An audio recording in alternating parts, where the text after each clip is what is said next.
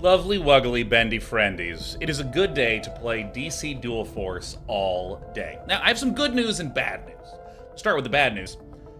I think my air conditioner has broken in some way. The temperature on the thermostat keeps going up, even though the setting of where it's supposed to cool should be going down. Not a good summer for your AC to break, but that's okay. You'll just get to watch me sweat and know it's nothing to do with my gameplay. It's just the heat. I'm fully mentally cool and rational. But the good news is, I've been having my eyes on DC Dual Force for a while. I'd like to begin thanking DC Dual Force for sponsoring today's stream. I'm going to play for a few hours. And they're in open beta right now. We got the chat bots, posting the link to the open beta. It's in the description of YouTube. But I'm kind of interested in, well, obviously I play a lot of card games, but I'm kind of interested in this sort of trend that occurred where, like, there was this spike of card games that came up maybe in 2013, 2014-ish range, and then there was sort of a lull, and it's felt like people have been revisiting making card games intelligently. And one of the things that I know that DC Dual Force does is it isn't just PvP focused. I mean, sure, it has AIs you can play against, but it also has, like, PvE missions, so you can just get the sort of card game fun in a non-competitive environment. And when I was younger, this is not something that I actually considered that much, because honestly, I was the sort of person who's like, no, I'm a competitive purist. I will only PvP. But I like the idea of, in a PvE environment, if I'm just playing against some sort of challenging mission or sequence, I can fail 10 times and win on the 11th and feel like, yeah, I won, I did it. If I lose 10 multiplayer games and win the 11th, I am devastated for the week. So I'm eager to hop in, as Batman is going to be my tutorial. Welcome to DC Dual Force, DC Comics digital card game. Let me show you how to navigate. Yeah, teach me. Looks like we're gonna have to cut this little tour short. Come with me. I have a feeling that you may learn something from this. Why didn't they get Christian Bale to do the deep guttural voice? Why didn't they get to do it? I think some of you know that I'm kind of like, I like comics, and I actually wound up reading more DC than anything. Well, I mean, DC superhero than anything, particularly Batman and Green Lantern. Although I do like the Vertigo imprint. You get your Sandmans, all that good stuff. Anyways, so we're gonna have to cut the tour short. Go on. So I know that you get to play all the various superheroes and supervillains in the game. And does anyone know my favorite Batman villain? Anyone know my favorite Batman villain? If you say it, you get 100 day 9 no dollars. Let me actually just put these up to the top right. These are down here from Megabellum yesterday. It is, there it is. Captain Sam says it. It's Clayface. That's strange. There's no one here. Huh. Oh, yeah. Animated comics.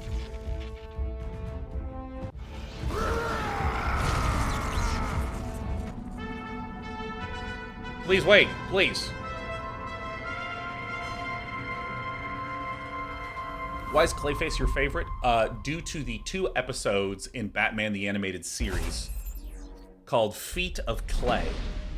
Part 1 and Part 2. Alright, it's my turn. Your rampage ends now, Grundy. Oh my god, Grundy, perfect. Solomon Grundy. We'll have to deal him damage equal to his health before he can take us down. Written by a game designer, voice acted by a professional. Alright. Robin, power and health, great. Great, all very familiar. How much damage the character deals, what his health looks like. You know, I will say, it's kind of cute how sort of old school comic booky these sort of borderings are. You know, a lot of in a lot of modern graphic design, things can look maybe a little cartoonish, or the language that we use to describe it, but like this is the kind of lettering or the kind of bubbles you'd have around lettering that would be like pow, bam. Play Robin anywhere on our side of the battlefield by dragging him to an open space. All right, it looks like there's going to be a cost in the top left, so Maybe that has just not been introduced yet. So I'm going to put Robin. Actually, Robin is Batman's right-hand man. Why would I not? Recruits interplay exhausted, so they won't be able to attack on the turn you play them. Robin just showed up, and he's tuckered. It's just like Sean when he goes to a social event. It's great to see you all. I need to sit down. All right. On their turn, your opponents will play recruits to their side of the battlefield.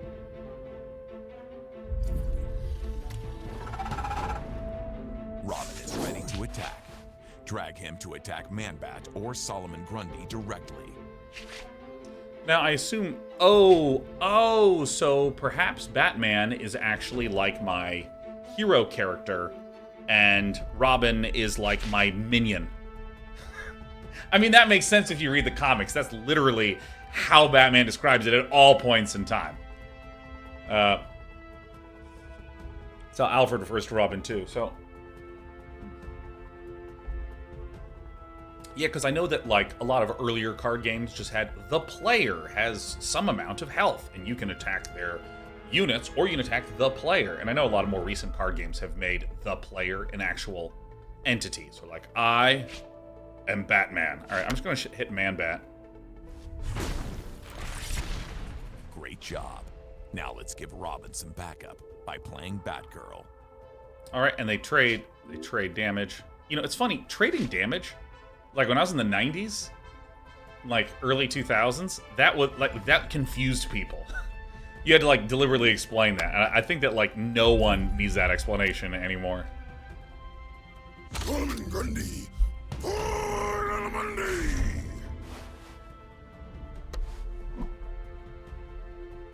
Clayface. We can't attack Grundy with a recruit in the way. We'll have to take down Clayface before we can put a stop to Clayface is just a vanilla 5/3? Oh, this sucks! Oh my god, I made such a fucking big deal about it. Oh my god. Oh, mamma mia. Oh, this sucks, man. Oh my god, I'm so devastated. In the real game, Clayface is very good. There's a tutorial mode. Oh, thank god, Zamet. Oh, goodness. Alright, so let's go ahead and just trade these away. I'm gonna let Robin die. Let's replace Nightwing there. Bam, pretty straightforward.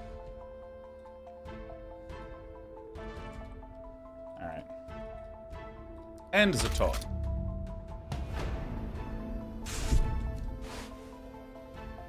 Just a piece of Clayface. Ah, very good. Deal 1 damage to each enemy. Great. Deploy. You know, there have been a number of different, like, keyword attempts at what to do when this card enters the battlefield. I don't think I've seen deploy in other games. That's a good word. All right, got it. This is my city. No one threatens Gotham on my watch. I can't stress enough how much I hate you. Let's play Green Arrow to KO Croc, so we can take out Grundy for good. Deal 8 damage on entry. Good lord. This is an enemy recruit. Ah, that's a good term for it.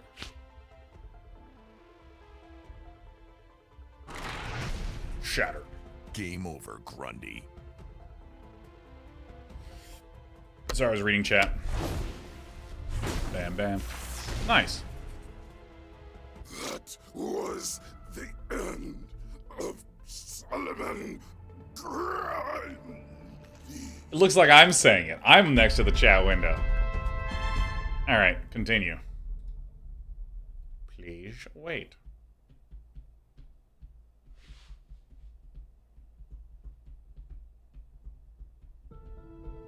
Here we go.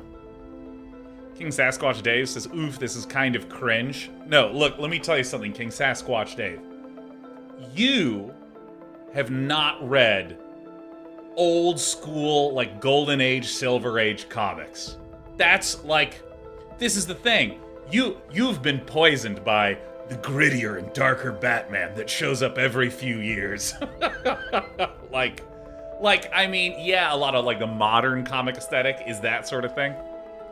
But that complete over-the-top For the help with Grundy. goofiness? Careful. Oh, yeah. It's filled with monsters worse than that. where were we? Right. The first thing I want to show you is how to adjust the contrast. How to adjust the contrast?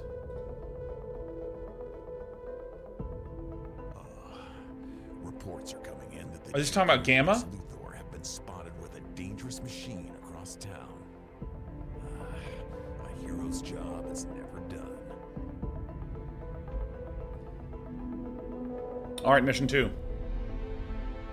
This was nice. Oh, this is cute.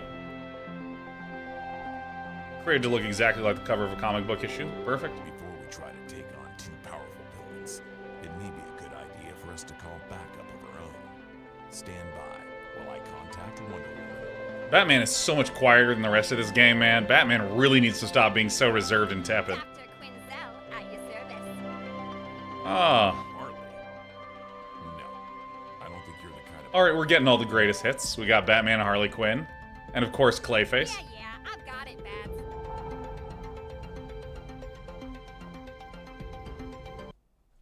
Judgmental Justice, hey folks, has Sean said anything? Will there be this game all stream? Yes, I'm gonna stream till 5 or so. Doing some final calibrations. Judgmental Joe, I'm doing different games next week. You can see the title in Twitch right now for the rough schedule. I do need to populate the next few weeks though. Ooh, I can hardly wait. Gotham will be nothing but a pile of rubble. These kinds of like animated comics or comics with like voice acting and sequencing were like really popular as a form of advertising for movies for a while. I've arranged things. So They still do those? Superman will take all the blame. So I'm gonna go to the menu and turn up some of these voice acting I think lines. so. We're here to put an end to your twisted scheme. Why, hello, Bats. Funny seeing you here. Harley? What are you doing here? Are you helping Batman? Sorry, I can't let you guys just destroy Gotham. I live here. Besides, there's an amazing taco joint on 8th Street. Alright, I'm ready to play the game. I'm ready to play the game. I keep like turning up the volume to hear the voice lines. It's time for the fun to begin.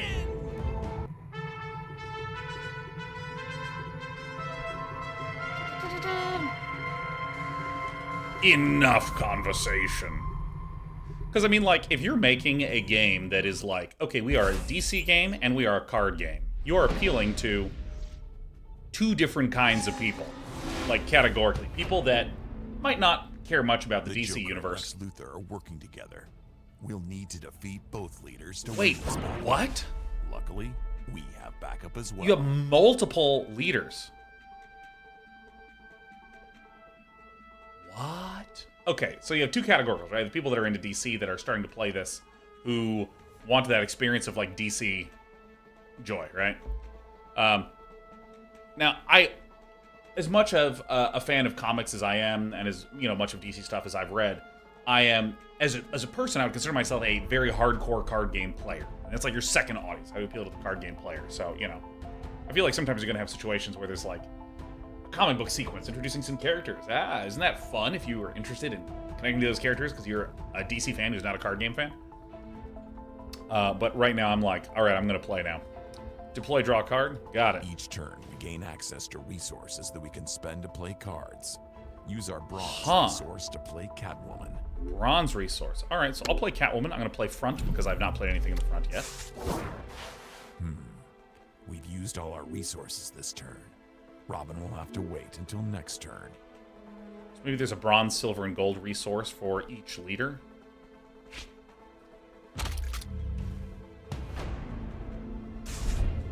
That's the spirit, Baldy. Let's show these boneheads what they're dealing with. Our resource from last turn is replenished, and we've gained a second one. We can play both our recruits this turn. All right, so I will play Robin here, and it consumes one resource. Play the other one here. I don't know if there's a connection. Make sure to attack with Catwoman before ending your turn. If you use her to attack Mercy Graves, she'll KO her and live to tell the tale. Yep, great. Small number math. Got it. Has anyone been watching the HBO Harley Quinn series? Kite Man is a fantastic character in that. All right, I'll just bop it. Take that, you jerks! There's only 4 slots total for minions to be summoned, and I already have 3 here. I mean, this must be a lot of trading to keep those clear.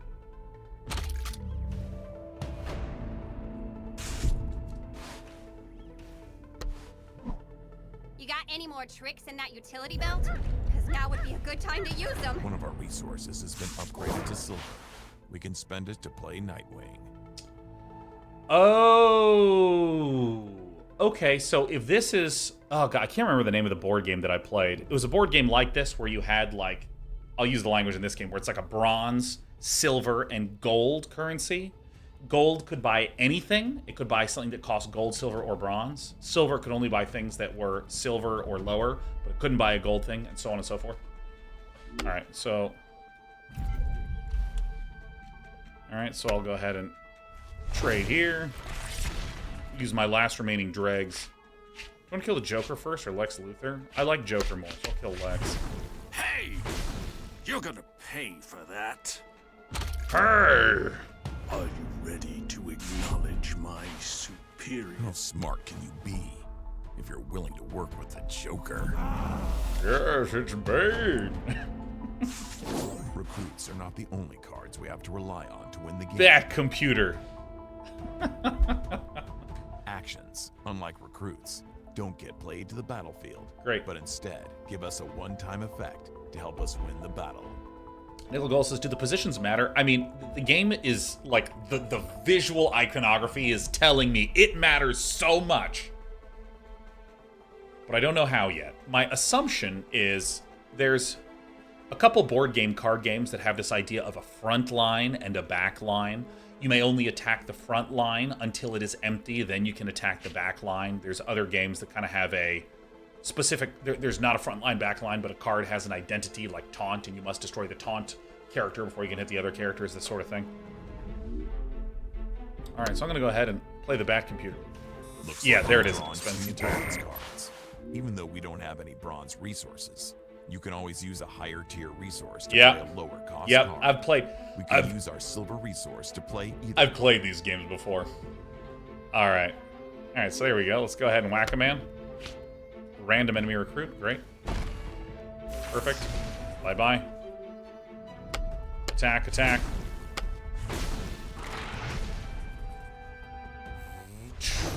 Ouch! Hey! What's the big idea?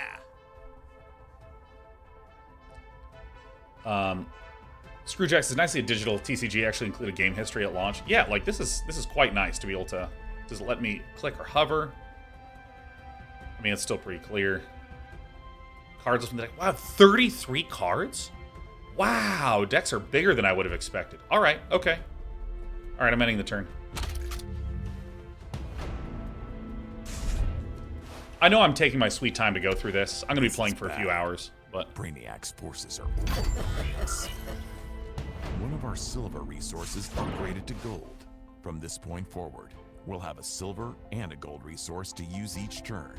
I'm going to leave it to you to take down the enemy leaders. okay, so you actually only get 1 gold. Okay. Now, I know I'm taking my sweet time going through this, but I find the design of card games super fascinating. You know, when it comes to... Because for any of you who didn't know, I got my master's in interactive media from the USC Interactive Media, or Interactive Media and Games Division, IMDG.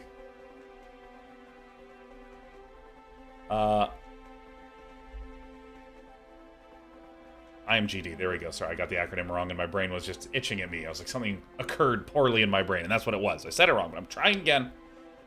When I first got to my game design program, one of the very first things that they have you do is design a board game. And the entire first course focused on games is about making card games and board games. The reason being, you don't need a lot of art assets or tech assets to prototype it. You could, for instance, just write on a piece of paper, Robin, 3-4, and like play them. And so when it comes from an enthusiast perspective, and if you are interested in like working on a game or making a game, make a board game, make a card game, use pieces from other games, take scraps of paper, write things down, use beads as counters, and so on and so forth.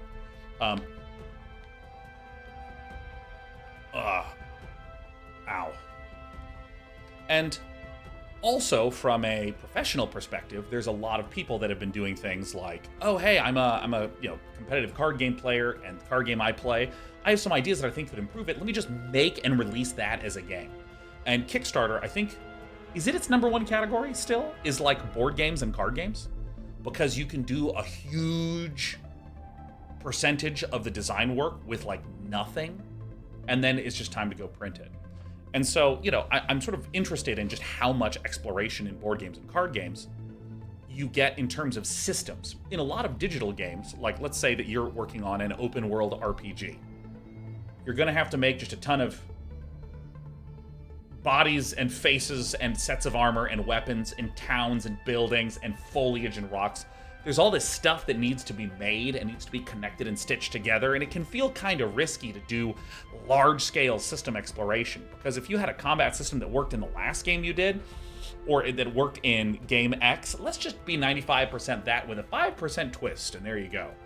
But again, because it's so inexpensive and cheap to just test and prototype ideas, I feel like board games and card games is the best source of system design exploration in gaming, period. Deal 2 damage to each enemy recruit. Oh, Cyborg, let's go.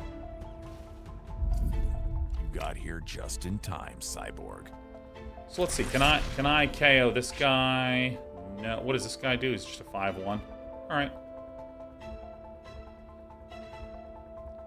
So I actually can't attack this guy until I hit the guy in the front. But this does seem like a little bit of a waste to get. Nah, I'm gonna get the Cyborg guy. This is better.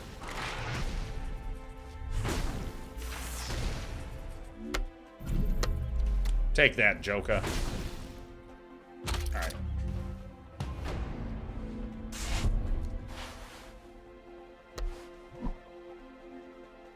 Murderous mugger. This is so bad. This is also kind of interesting that there's a single You guys are in trouble now! do a Cyborg. It's interesting that you get capped at gold, because that's a really great design constraint. It's taco time!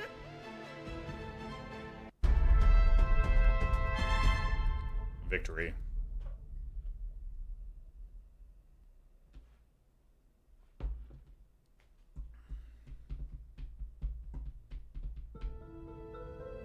Alright, sure. Well, that's not how I expected that to go down. What, Batman? At least Huh? keep it safe for another night.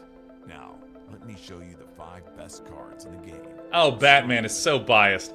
Batman just started his YouTube channel. Let me show you the 5 cards in DC Dual Force that are #busted.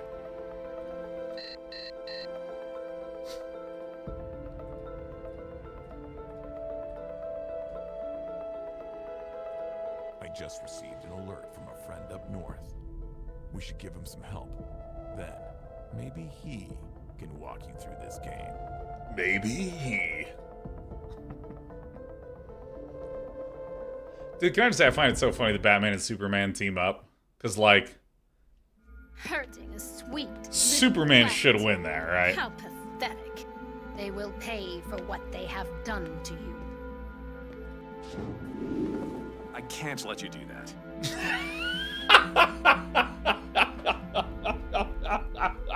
Superman speaking in the same tone I use with my cats. You can't go there. No, don't eat that. Put the plant down, Ivy. Did you not realize this rose had thorns? Oh, it's never been used. Oh. That's what I was like when I'd been accidentally drinking decaf coffee and I had my first non-decaf.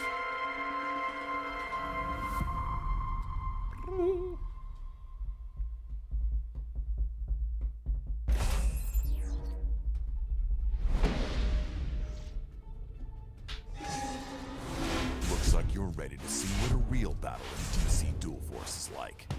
One last lesson is utilizing leader abilities. Oh, fuck All yeah. leaders have a charge ability. Each turn, your leaders will gain a charge. Nice. Once they have accumulated enough charges, you can spend them to activate that leader's ability. And if I don't use them? Activating Superman will give him 7 power and make him invincible for the turn. When I'm invincible, I can't be damaged or KO'd by enemies. Don't eat me. Don't eat that. Yeah, okay, so I've talked about this a few times, but I find this absolutely fascinating. So, something that happens if you're developing a game, be a digital board game, whatever it is, versus the games that you see on the market that you can play, is the games on the market have fixed all these key problems.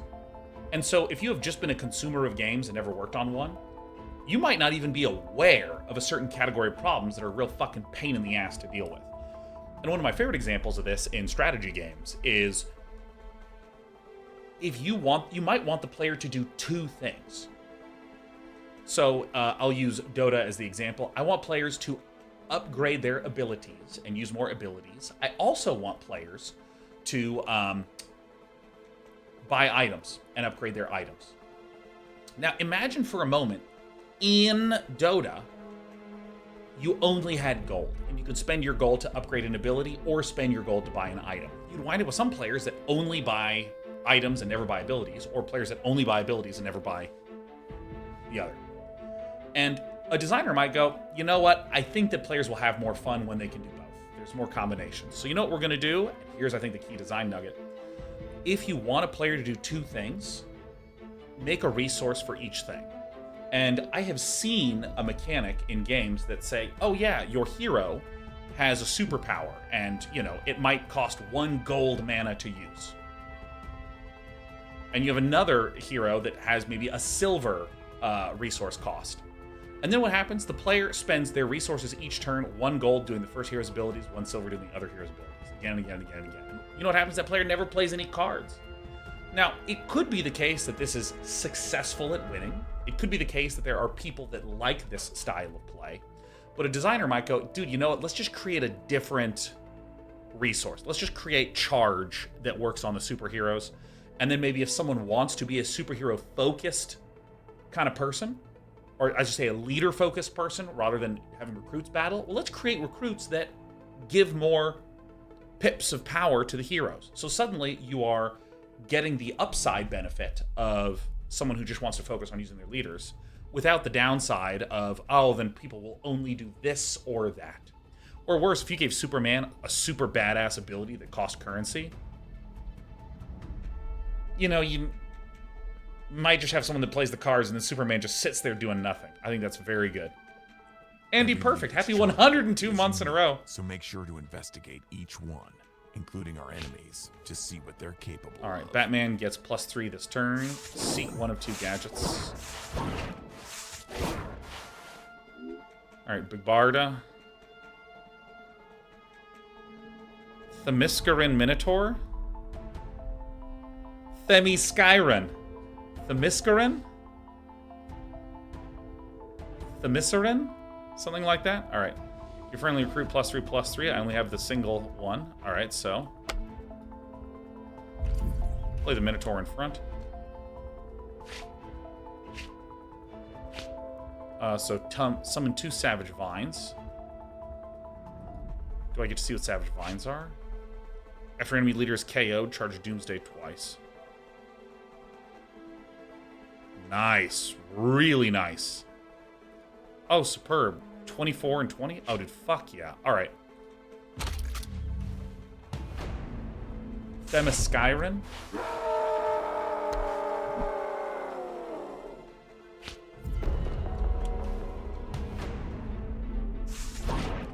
Looks like you've drawn a recruit with shield. Another friendly character. Shield will protect a character by absorbing all of the damage from the next hit they would take. Then the shield goes away.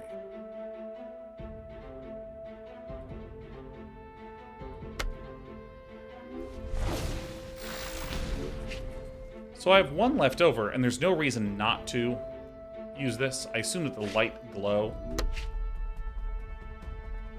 gonna put it on this because this guy still has shield. Alright.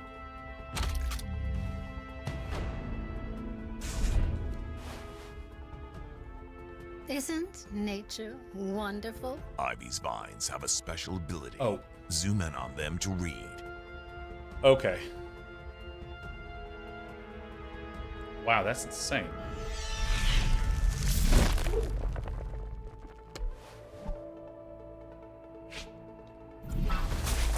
Alright.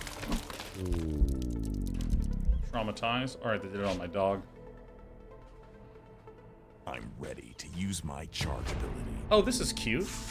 It just has comic frames on the sides. Dude, there's a lot of really good Green Lantern storylines. I really liked Blackest Night, which was like 13 years old at this point. Alright, anyways. Alright, so I've upgraded one. Superboy, shields. Alright, well, since I have this, objective and activate Batman. Sorry, I'm getting distracted. This turn, seek 1 of 2 gadgets, so I can do this. How do I? What's the interface? My gadgets are on that? free. Pick one to add to your hand. All right, great.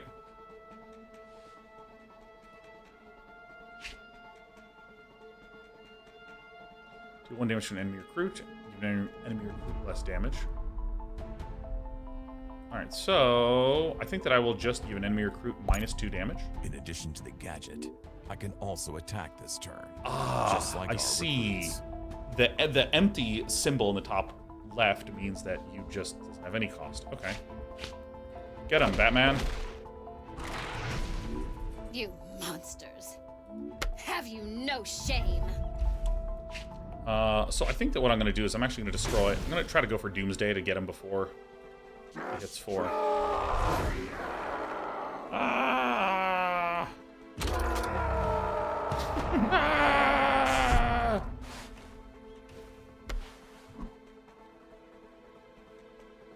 It looks like Superman is ready to use his charge ability. You should use him to KO Giganta. What if I don't want it?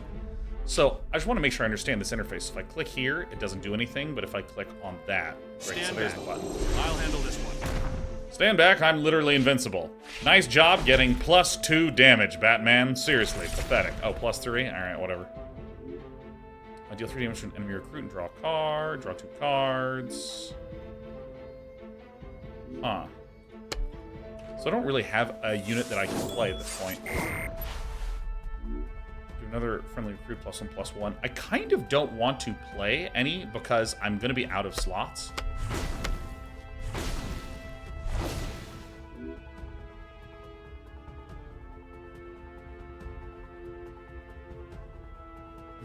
Look at this. Look at the image on tear gas. Batman hates that he has to shoot tear gas into that guy's eyes. Like, Batman is so upset that he has to do this right now. Oh, Batman. Just...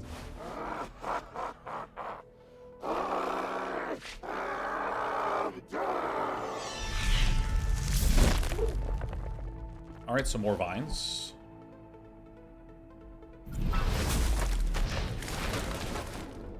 For some reason, I thought that was still 1 turn away.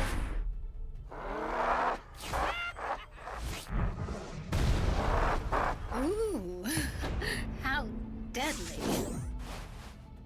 Charge your leaders twice. Oh my god, yeah. Oh, dude, yes. Okay, wait, I wanna see something really fast. So if I charge my leaders twice, like if I use this, can Batman go to a charge of 4? Okay, so if I click this. So I mean, I get to pick this. Heal 3 damage from a friendly character. And if I hit this again... No, so I can only use this once, huh? Okay, got it. So, with our powers combined... Bang. Bang. Alright. 1 down and 1 to go. Alright.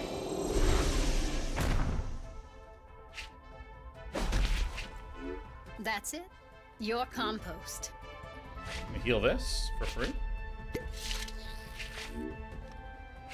Alright, I'm gonna play, deal 3 damage to, oh, I haven't done that yet. Oh, I used my gold already? Alright, done, Finn.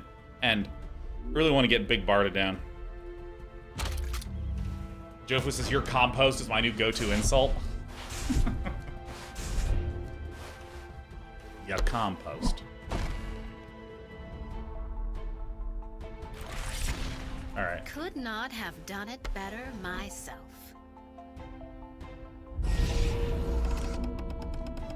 What does this thing do?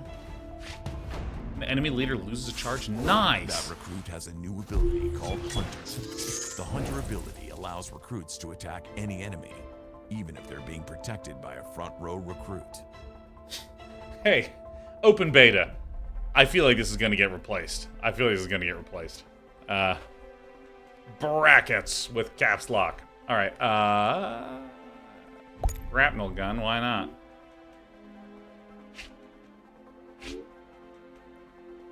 Alright, Huntress has Hunter. Welcome. So that should be the loss of the shield here. I'll play Wingardium Leviosa.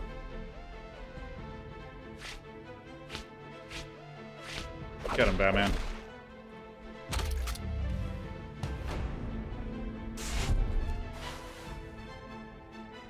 Vilox is interestingly the balancing of leader powers in this game. Actually seems to lean towards the free starter ones being the most powerful, almost to the point of needing nerfs. I mean, that seems pretty healthy.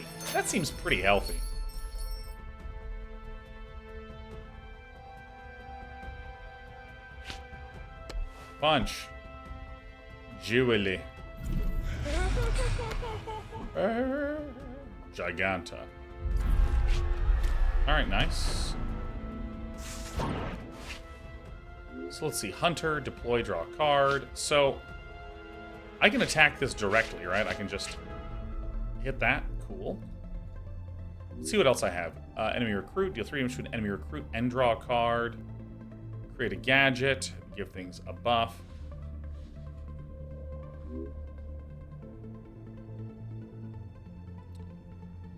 Create a gadget. Well, and this is also gadgets. Or is it a bad gadget? Let me click. Seek one of 2 gadgets. There's the one that's like deal 1 damage to everything.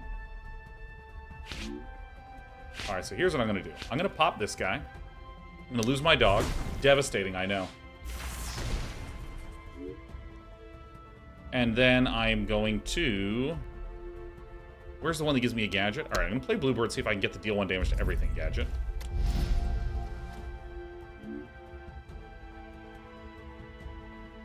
This is the game. Alright, well, I guess I'll just Bertha this.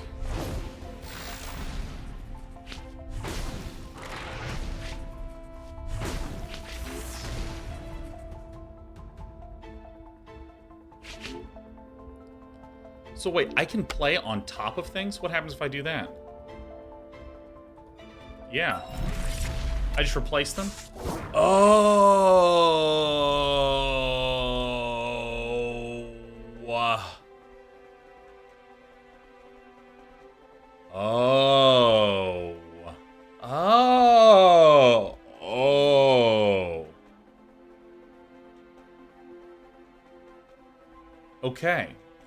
I have had this problem in a lot of other games where there is some sort of slot restriction where, hey, you have these 3 slots. Once you've played these 3 cards, you're stuck with those 3 cards. I've played games where I have a 1-1, a 1-1, and a 1-1, and I can't play anything because I need one of them to die. My opponent knows that, so my opponent just doesn't pick it off. Like,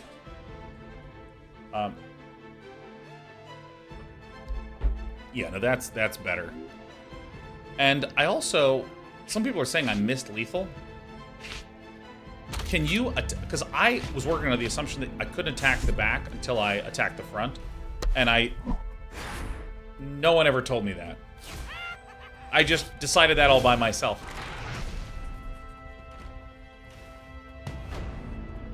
All right.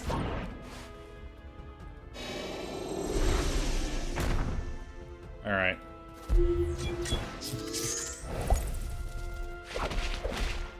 Get him, Superman.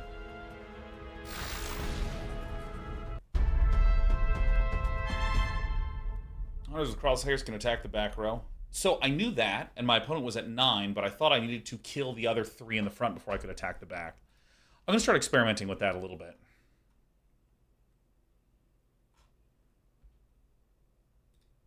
I have packs. All right, cool.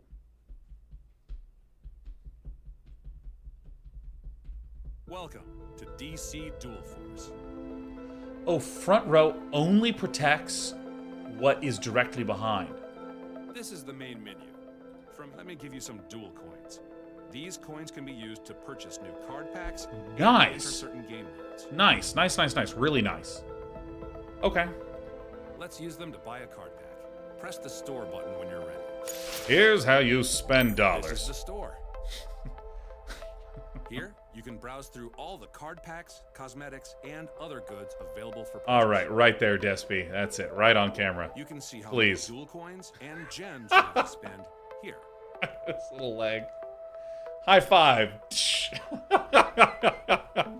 how many dual coins and gems you have to spend here. Select this pack of cards. All right. Card packs can be purchased one at a time or in bundles. All right. Now, press this button to purchase a single pack using your dual coins. Give me that. I promised not to use my X-ray vision to peek, so you'll need to open your packs for us to see. Superman uses X-ray vision and just Open your burns packs all the and cards. put it in. My investments. Drag the pack into the center area to open it. Cards you gain from packs will be automatically added to your collection. Boy, this looks familiar. All right. All right. So these are the commons. This is the rare. This is the legendary. All right. Oh, it opens them all at once. I don't get the chance to do it one at a time. All right. Guard. Firepower +2. Firepower. Your cards and abilities deal additional non-attack power damage equal to your total. This says your cards and abilities.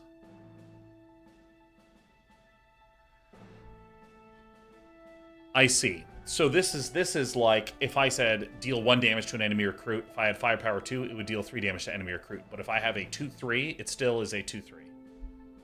Got it. Guard. Your front row characters with guard protect all other friendly characters. Okay, so there's sort of like different degrees of protection.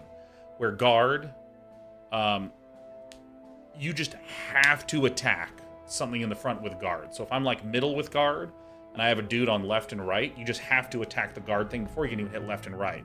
But if I have 3 things that are basic in the front row, column A, the front guy needs to be removed before you hit the back of the column. Same for B, same for C. So most card games that I know they just have this one keyword and that's it. You can attack whatever you want, but you have to kill the guard things first. I like that there's the protection aspect and the guard aspect is kind of 2 different things. All right. Deal 3 damage to all characters? Oh, yeah.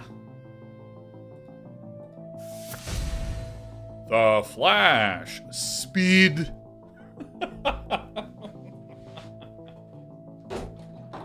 All right.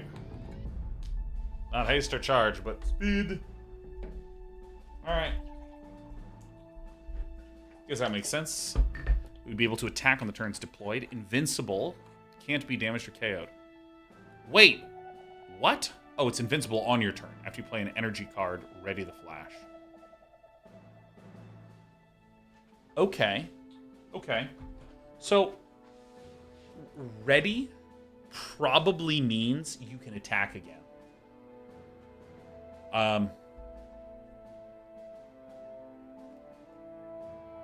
And I have not seen this mechanic used as much. And I think the reason I haven't seen this mechanic used as much is that it just works way better in a digital setting than in a physical setting. But, you know, a lot of early card games that had no digital component, they basically have a declare attack phase, and everything just attacks.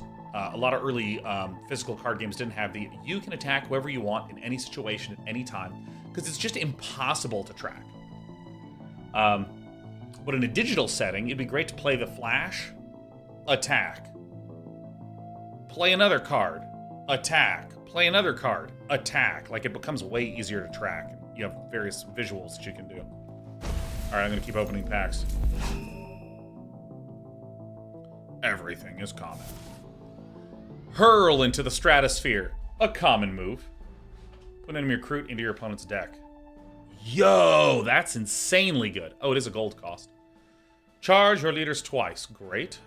Firepower +1 is a 4/6. Deploy. Charge a friendly leader. Whew. I'm also noticing that there is this sort of color division here where I have red, red, green, red, blue. Renee Montoya. You killed her father. Prepare to die. Hunter, deploy your recruits with Hunter. Get ambush this turn. What does ambush mean? This character KOs a character it attacks. It doesn't take damage back.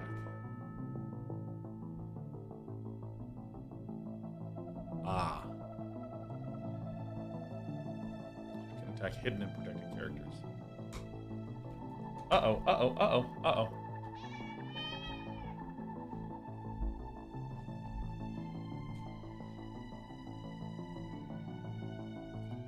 Alright.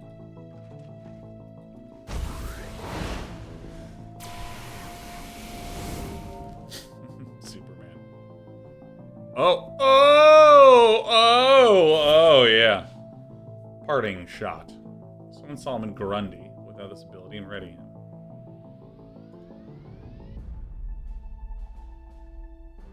Parting shot. Alright, so when it dies. On death.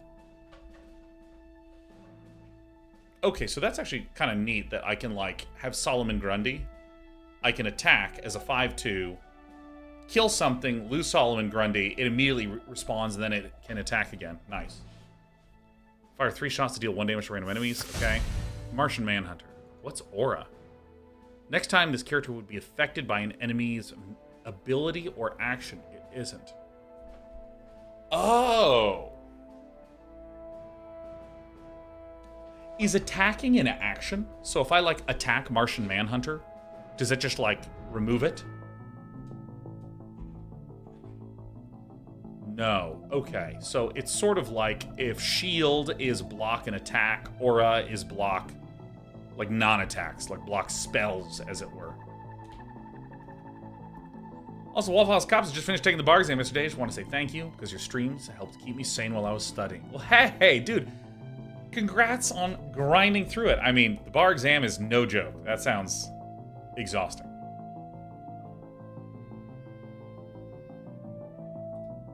Nice. And our legend is the Riddler. At the start of your opponent's turn, they seek a card and put it into your hand.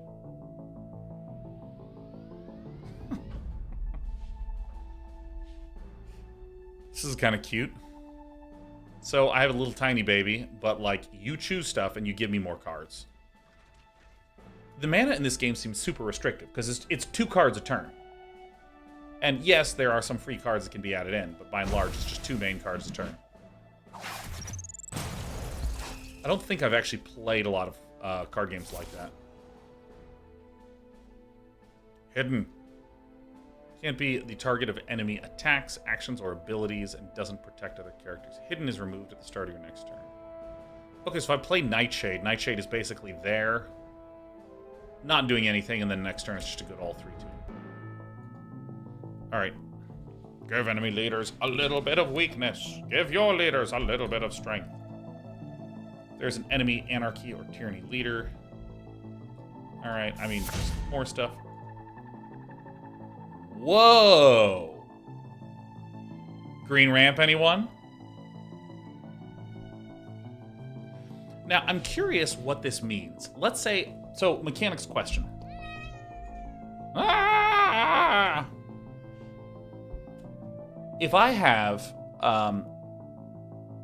let's say I have 2 bronze on a turn, and I use one of them to cast the Green Lantern power battery, do I just get back to 2, or do I go to 3 somehow? Then I do have 3. It adds the extra bronze on the side. Oh, nice. Nice! Nice! I think that something that's really hard in any game where you have power growth. Like in this game, your mana grows in capability from bronze to silver to gold and then multiples. Or in an RTS where you're getting more money, or where you can spend money to get more workers, which will increase the rate at which you get money. You know, you have not just power growth, but ways of increasing your power growth. I think it's a really tricky balance to allow enough restriction that you've eliminated the stupid stuff, because if you've eliminated most of the stupid stuff, it gives more room for the actual cool shit.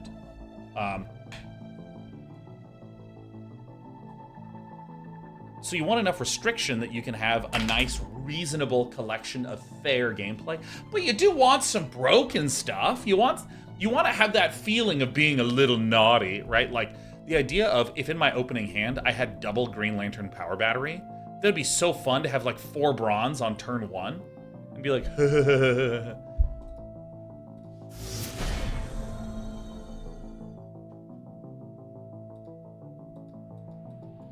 what? What is that? Is this? Oh, it's a leader pack. Oh, I was like clicking on it. I was like, the interface is broken.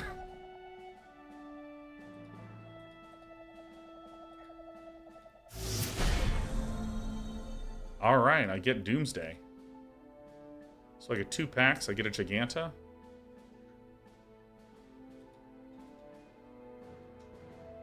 Seems very insane. Got the right sort of riders in your empty spaces. Okay. Yeah, that's pretty funny. Alright, I'm gonna start opening these a little faster. Lethal? Oh. Mob, just while your spaces are full, KO an enemy recruit. Oh, that's so good. Seek a magical spell, sure, makes sense. Aura, evade. Wait, what's evade? Next time your character is attacked. Oh, okay, cool, there it is. So shield is any damage gets blocked, attack or spell. Evade is if you attack me, it's avoided. Aura is if you cast stuff on me, it's avoided. Got it.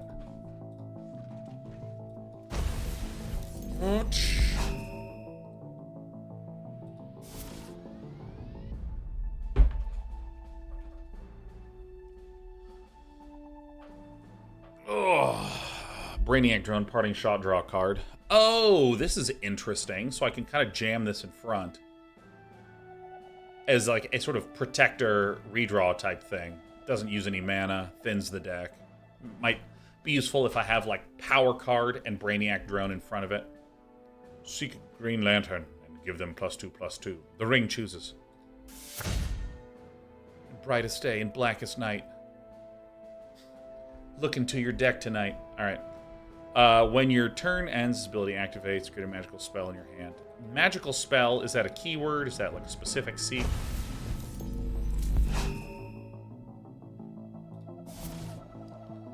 Crack shot. All right, cool. All right, I think I'm going to look at the good ones, and I'm going to quickly get into the next game.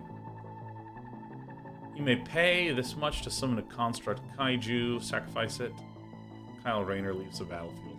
Nice. Let's go, Kyle. If you don't have... sure, deploy constructed kaiju. It gets double the... Oh my god.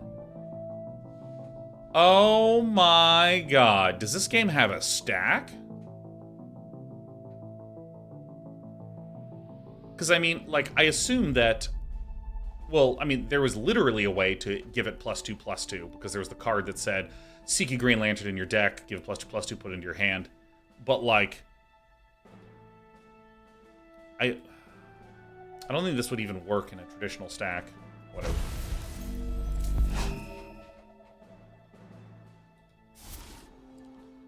Give friendly recruit Flurry. Can attack twice each turn. Alright, nice. Amazonian bracers. First I thought that said American bracers. American bracers. Alfred Pennyworth. Create a bandage in your hand. Then friendly Batman leaders gains a charge. Alright, so there's probably multiple Batmans. Lots of Green Lanterns buff each other. I know they willed it to be the case.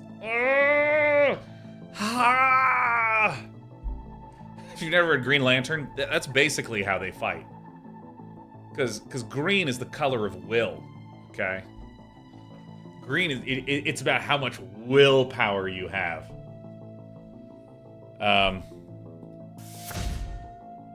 So there's just a lot of just well, something that shoots out of their ring is actually doing the hard work.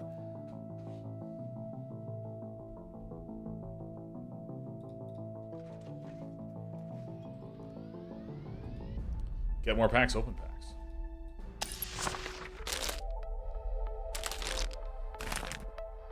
Yeah, I'll get that.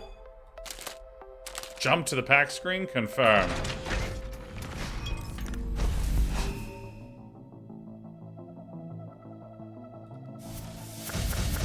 Play a magical spell, give your recruits plus aura, your recruits, your deck. Yo, that's insane! Plus one plus to everything? Well, maybe it's not that insane. Parting shot and end. Wow, that's so insane. Okay. There's more baselines, asking if I'm enjoying this. I played the game for gosh, let's see, about 50 minutes at this point in time. And this is me talking, so that means I've probably played about 15 minutes of actual gameplay content, because I talk a lot and I take my time. I mean, thus far, it has vastly exceeded my expectations. Now, I've seen hardly anything of the game, but... You should feel free to explore on your own now. Yes, sir. So, here's the thing. When a lot of the sort of thing that I look for in games is sort of... There's a few categories, but a main one is depth. And not shying away from depth. There are games that I have played that will be like, oh, hey, look, we're a strategy game. There are 3 keywords in the game. And it's trying to be so small and so spare that I understand all the cards within 30 minutes. And then if I wanted to min-max, it would be this kind of abstract game theoretic kind of thing. But with this game, I'm already seeing a lot of cards. I'm seeing a lot of mechanics. I'm seeing some mechanics that are interesting, that leave me with questions. And even before I get to deep strategy, where I'm trying to figure out a cool way to consistently climb a ladder. I don't even know if there is a ladder. Superman wants me to explore and find out if there is. Before I even get there, I want this joyful feeling of exploration. I want this feeling of something like, if there's a card that is interesting to me, like the Superman card hurl into the stratosphere, I'm like, can I maybe just like dunk all their recruits that are really expensive and maybe like be a long-term control deck? There were some ones where you were summoning the mob and doing mob-based things. I think swarmy things are fun. Surprise, Mazurk player. Like, ooh, I want to do that sort of thing. Now, this is not about, I want to do the swarms to be good because I think it will have a positive win rate climbing the ladder. That's that, like, I am an eager baby and I am exploring. 1 second.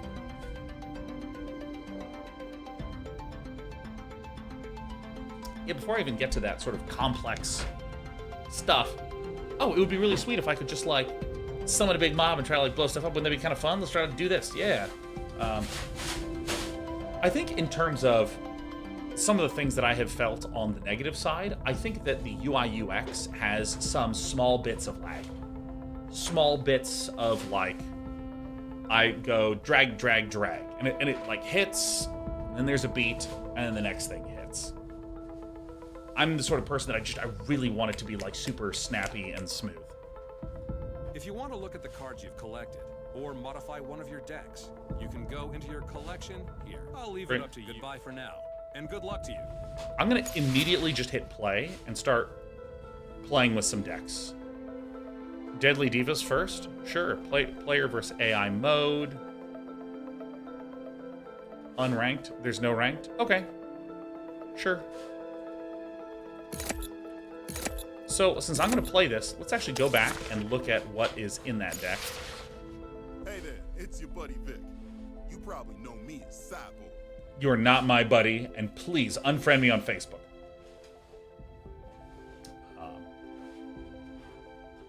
Yeah, there's some things in the interface that I wish were a little snappier. I also think that if you'd asked me like 5 or 6 years ago, if something looks mobily, it makes me, it's like a mental turnoff. But like, there's been so many mobile PC like combo kind of games, I'm sort of more comfortable with it now.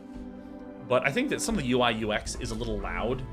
It's louder than it needs to be, and when we go to the game, I can like point to some of that. But I mean, if the problem with the game is like some slowness on the interface in a turn-based game, some UI UX issues in a turn-based game,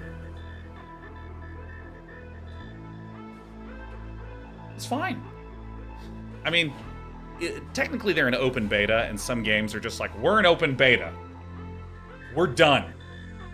But we're in open beta, just in case we're checking for bugs. There's other people that are like, we're in open beta because we're actually trying to get some information about how it's running on people's devices and trying to do some sort of stuff. And we'll handle the optimizations after open beta. Some games are like, we're in open beta and we're 20% of a game. We're trying to see if anyone likes this 20%, you know. Welcome to your collection. This is where you go when you want to build a new deck, or make changes to an existing one, or just browse the cards that you unlocked. This is the deck screen. Right. You can see all your decks displayed here. Hell yeah. Selecting one of your decks will allow you to begin modifying. Oh, and feel free to rename your deck. Cyborg is the best. Booyah! The leader screen lets you assign the 2 leader characters that will be the foundation of your deck. Alright. To assign a leader character, drag them into the leader spaces on the right. Yeah, I'm not going to do that. I'll leave you to it. Yeah, I've built decks before. Okay, so draw a card. Harley Quinn gets +3 this turn. Savage Vines. Yeah, dude, actually, like, in terms of, like, cosmetics, this is card backs, but I mean, like, if there were different illustrations for Harley Quinn, I feel like card games and third-person games are, like, some of the best to actually have cosmetics. Sometimes when there's, like, it's a first-person game and you can choose a cosmetic for your character, I'm just like... Anyways, all right, I'm gonna go focus just on gameplay for a moment. I've literally played card games. I've literally played card.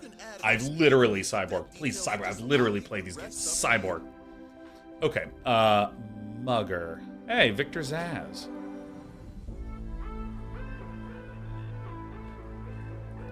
All right, this has double Clayface in it. This is the best deck ever.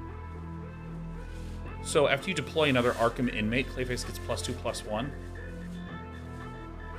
Whoa!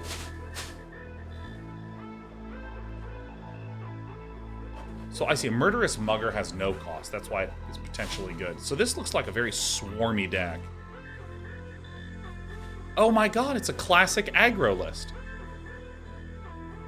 What? Omega Beams? What? Oh my god. I mean, that's some crazy shit.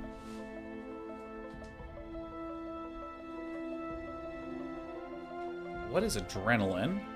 When your hand is empty, this ability is active. Oh my god, so this is just a classic aggro list. Alright, got it. Now this is showing me stuff. This is... So if I have an Anarchy character and a Tyranny character, I can only add Anarchy and Tyranny cards. So show unowned cards.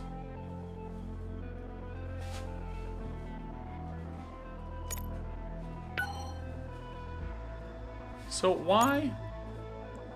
So if I pull this guy out, this is a bit of a weird interface choice where the ones, it puts a lock over things that I might be considering. Also, remember how I said that I think that the AC is busted in the house? I think it is. It's getting awfully hot in this room.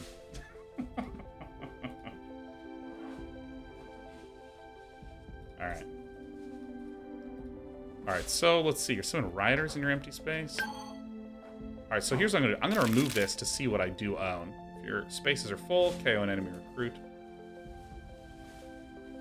Mob Justice looks pretty good. You know, I'm going to add one Mob Justice because I think it looks good. I'm going to pull out a Clayface just so I can look at other cards. How many cards are in here? 40? 20 per?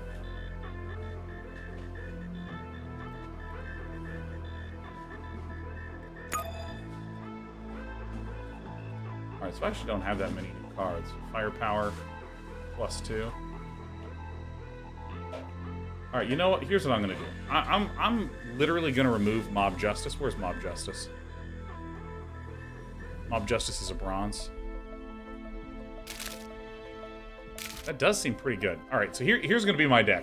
It is the same, it is the starter deck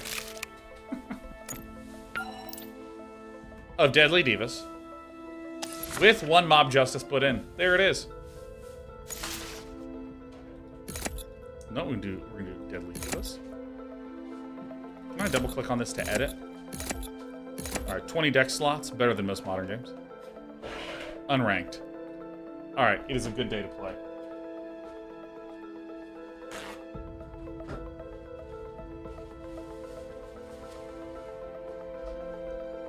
Give me 1 second.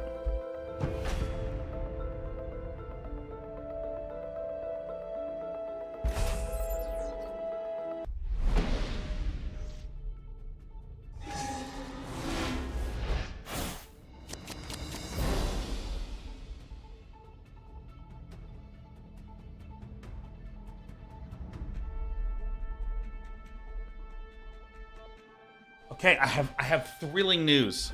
Our AC is working. It's just working poorly. All right, so keep all. Okay, so this is... I'm going to redraw because it's gold.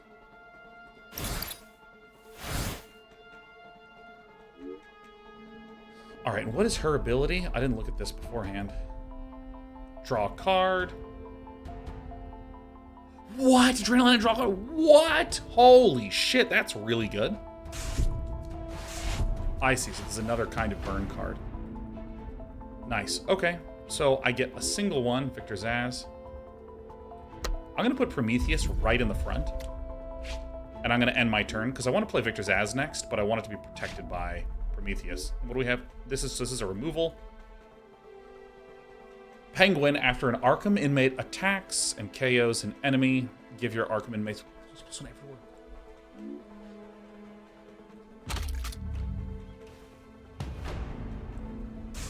Oh, this scrolls? Oh, dude! Fuck yeah, that's awesome!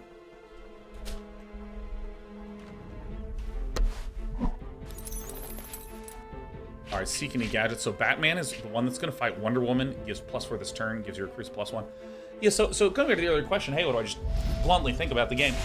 I was saying that I like games that don't shy away from just complexity. Because I think that one really common tool to dealing with a game that is complex, that has a lot of richness, that has a lot of depth, is just a longer onboard. And I know that there's some single-player missions that I want to check out in a second here. Okay, so my opponent didn't play a recruit, so I'm gonna lose out on 1 mana. What is this? Give your recruits +1 health. Who do I want to pick off first?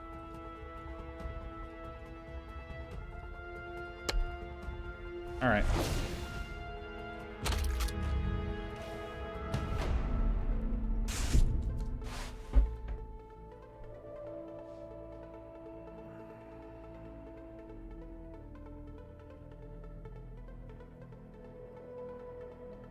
Yeah, Multimate P&D, I think that, like, the sort of aggro swarm archetype is one that I look for in any card game.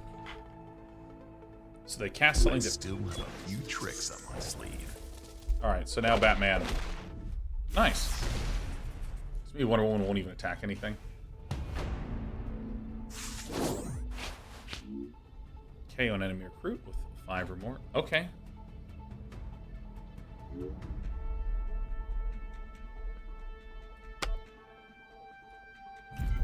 So I'm going to go ahead and play this.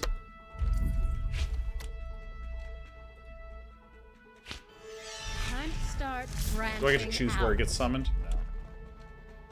Summon, random open space. Got it.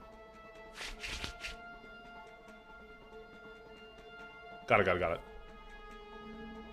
Okay, so we still have some... Well, start. What's start mean? Start of your turn?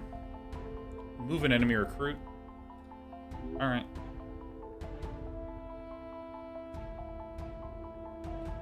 So I have 2 removal cards. This is not,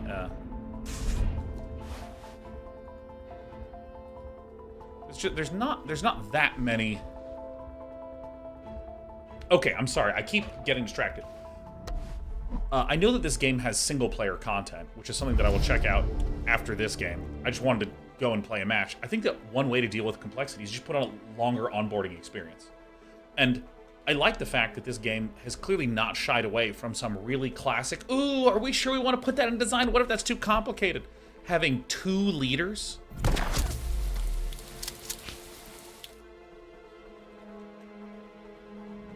May the gods grant us their favor. Nice. All right.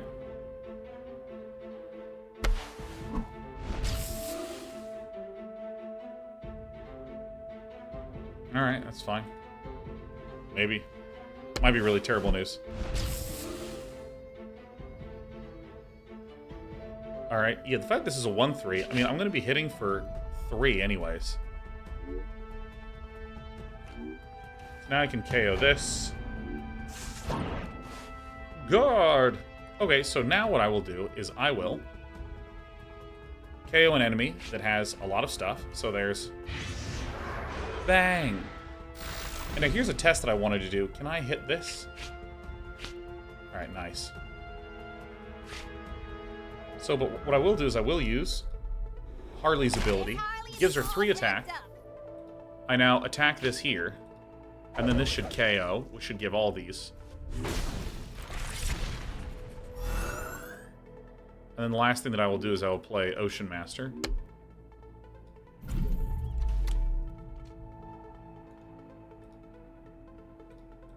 Alright. Technically, I could have played Prometheus to guard. Wait, what? Give your Arkham inmates everywhere? Including in my hand? Yo, what the fuck? Holy shit. Everywhere means something in English and means all sorts of shit in board games and card games. Oh yeah, I remember. I think some of the things that I would want is like, I think that the UI of the center grid feels very loud. These elements here, like see this metal here that's along this area and along this edge. This is non-interactable space. And the interactable space looks like super identical in terms of its visual intensity. So, sure, be really quiet. Be really, really quiet. Thank you, bro.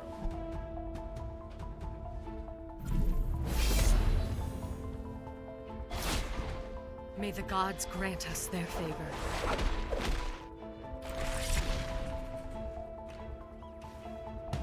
Alright, I'm getting hosed. So this is Aura. Will be affected by an enemy's ability or action.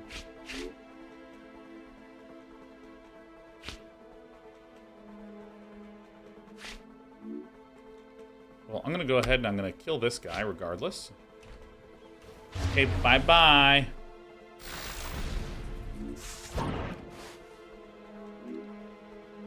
Lethal, so this is Talon. Okay. Put him in his back, but...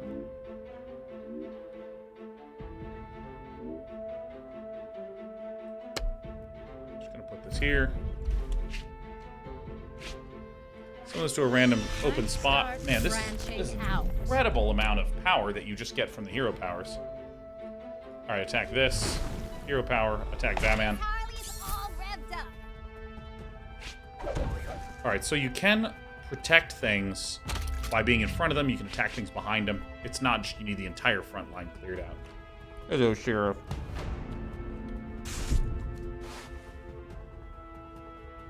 Oh, Sheriff. Oh, baby.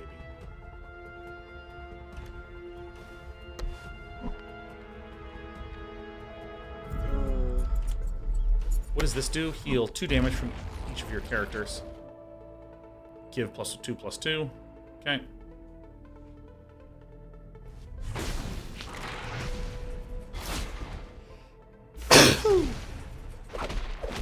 Yeah. Yeah, that's right. Yes, meow. Oh, shit. Batman gets +2. Oh, fuck. I gotta kill this lady, man. Deal 8 damage to an enemy leader? Okay.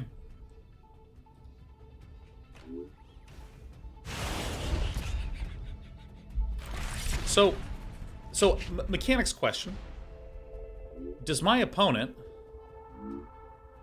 I'm actually going to remove the aura here.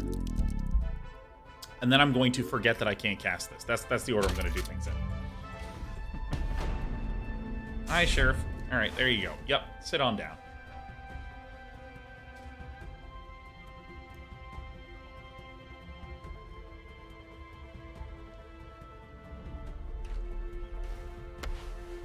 Yeah, East Porter, this game literally is completely unlike the one that you're talking about. Like, I mean, they're literally, utterly, fully unrelated in terms of gameplay mechanics. May the gods grant us their favor. Oh my god, I got 2 cats on me. Oh, we got multiple cats. Oh my god, dude. Alright, so my opponent just has won very badly. This is the game. It's red. Red because I'm screwed. KO an enemy and draw a card. Alright, well that's actually amazing. And this is actually really nice. My opponent does not have any,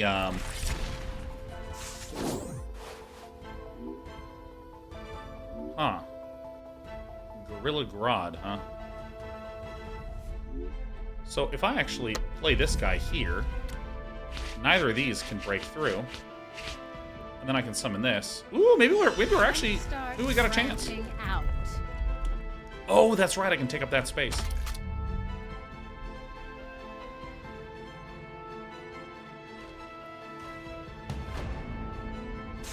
One only has 2 cards in hand. This one.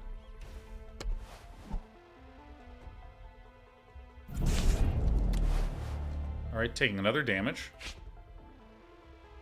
Oh, after I draw a card, give enemy leaders -1. I completely misread it.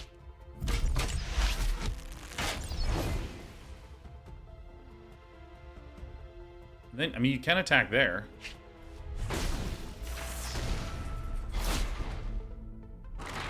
Where did this get +2 attack?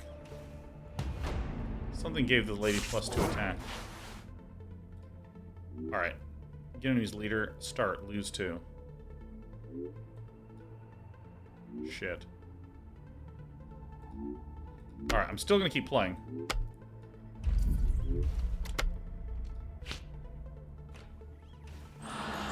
Dude, actually, if I get the bazooka, we might win. Oh, I see. The +2/+2 buff for all characters means that it gets added. Ah. Dude, if I win, I mean, like, I have all the look and feel of someone who is completely fucked. So these are going to trade. Which is very stinky. May the gods grant us their favor. What?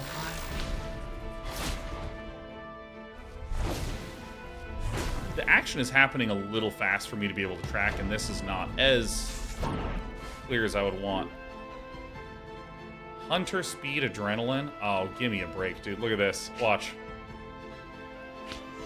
Time to start ramping. So here's my 3/2. We have nothing in hand, so I can hit this, bringing my opponent to 3. I end the turn. My opponent goes to 1.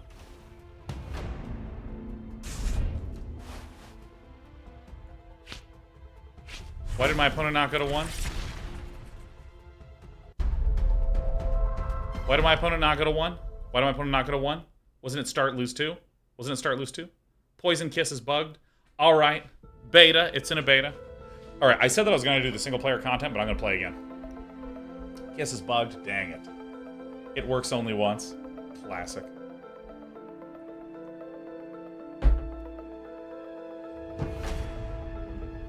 Shake that out of the deck, LeMayo. Not a chance. Not a chance. How many factions are there in total? I think there's 5. Hamlet's Hash Brown says this game looks fun. I mean, there is some jank, for sure, in terms of some of the, like, for instance, we just saw that card bug. The interface can be a little sluggish. Some of the UI, UX could use a glow up. I'm going to toss back my pricey ones and redraw. Superb. However, all that said, I think this game is, like, at a core gameplay perspective, is fucking way, way good compared to what I would have expected any new card game to come out as. Is it my turn? Oh, they're just deciding on their mulligan, I see.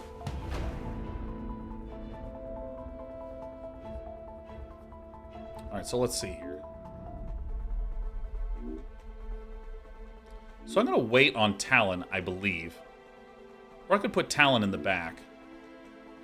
After you deploy another Arkham inmate, give your other Arkham inmates a big boost.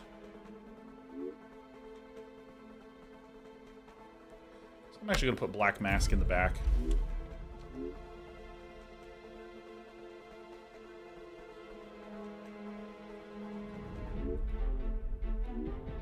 Oh, that's it. Alright, I'll just Murderous Mugger. I forgot on the first turn you only get 1 bronze.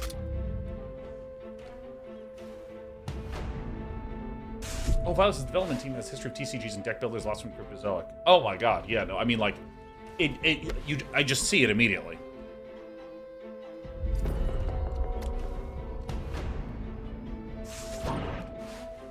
Alright, so I mean, we'll just trade with this, like, instantly. That's fine. Now, a curiosity I have, if I go Zaz and then Zaz... Okay, yeah, no, like, there's not legendary qualities to these. So, do I want to get rid of Harley Quinn? I think I want to focus more on Batman, because Batman can give card advantage with the gadgets, but this doesn't turn on until you really dump your hand, which is what your pal Day 9 is looking to do. Yeah, Black Mask in the back to protect feels awesome. And, like, I really like the relationship between the positional elements.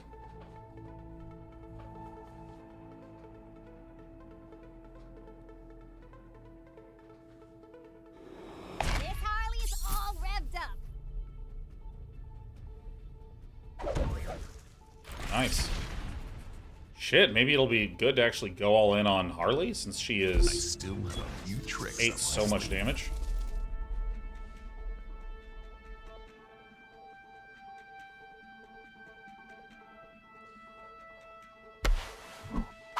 Deal 1 damage to an enemy recruit. Alright, sure. Jesus, that was a lot of damage. Alright, so that's 4. Yo!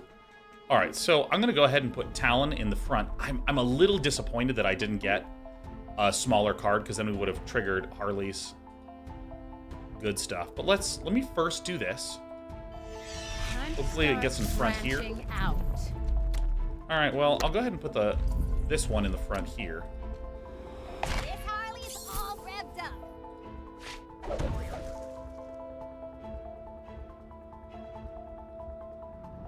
Okay, so I changed my mind. I'm going to attack this, because this will put villain at 9. And then when the redraw occurs, my opponent will go to 8, and then they can be one-shot with Bazooka. Got it.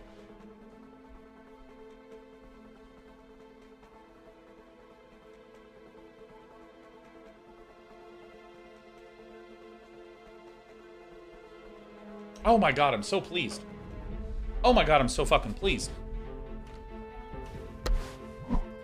Okay, so I'm responding extremely positively to this game.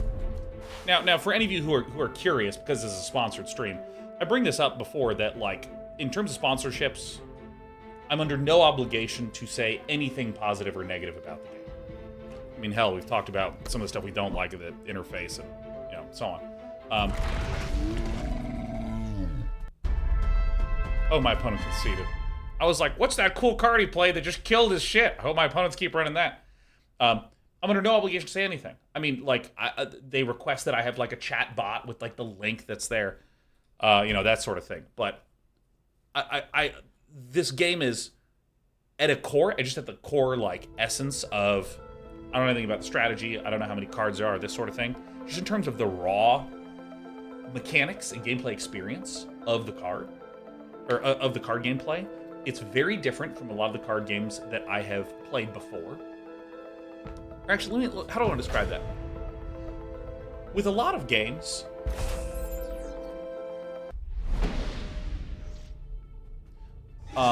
there's a question of how much similar and how much different do you feel. If, you know, I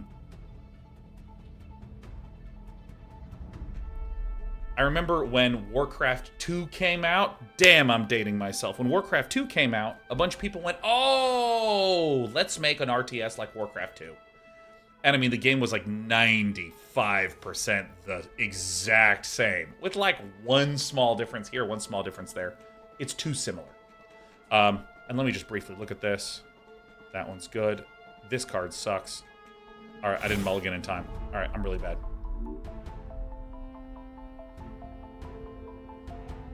Wow, whoopsie daisies. Shit.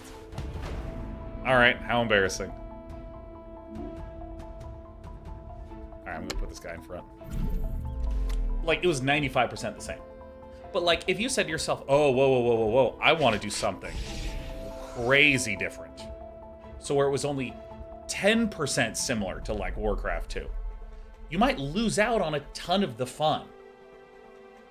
Like, if you make, for instance, a card game that is so different from past card games, there's no sense of a aggro deck or a control deck. Or, like, I like decks that have lots of swarmy small things, which is why when I looked at this deck list, I went, oh, I get to do lots of cheap swarmy things and try to burn my opponents out. Oh, boy. Right? There's that. You want some familiarity. And I feel like I mean, these are all arbitrary statements that I'm making anyways, so it doesn't really matter. I literally can't do anything good this turn. How embarrassing.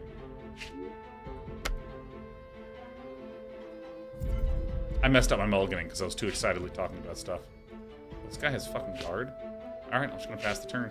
Ugh. You.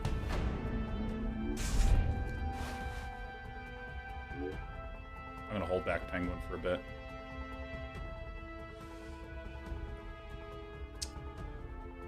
Yeah, like I feel like there's maybe some number like 70-30 where there's a 70% familiar and a 30% different. Like, you want it having enough familiar elements that it can be resonant and exciting with things you've looked at and played in the past, but not so different that it's hard to connect to. That it's just completely weird. Game's version of Mana Screw. Well, dude, I didn't mulligan my expensive things. Like, it's like completely and totally controllable what happened to me. I mean, obviously this Mana Screw type situations can exist with any time that there's a mana system. Cards with costs and so on. Exhaust an enemy leader and deal 3 damage to them.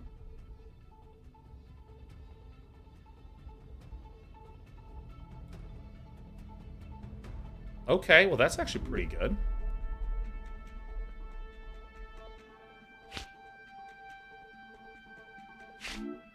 Okay, so we're gonna Mr. Freeze here.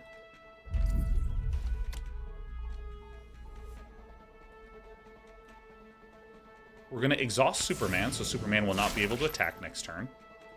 We're gonna pop here. Ow. That will die. We're gonna run this. KO here. And then I'm going to actually play Copperhead in the back, and then this will create a little dude at the front, and I'm not going to trade this thing away there. Great. Yeah, like, if this game has some familiar elements of, like, control lists, aggro lists, it has the sort of combat that has existed in card games for a long time where you trade damage when you strike. familiar mechanics like guard and firepower. I've seen these sorts of things before. But the specific arrangement of, like, these sorts of columns, the individual, like, the fact you have two heroes and your leaders have different resources. Like, I've seen things like this, but, like, assembled like this is pretty... It's pretty fresh. It's pretty damn fresh.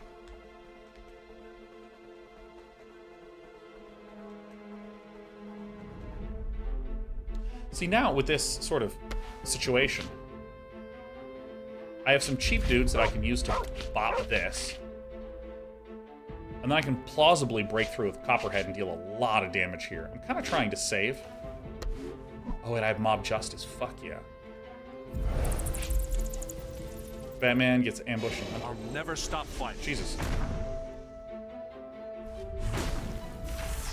That card seems busted good. What? What? It seems so busted good. What?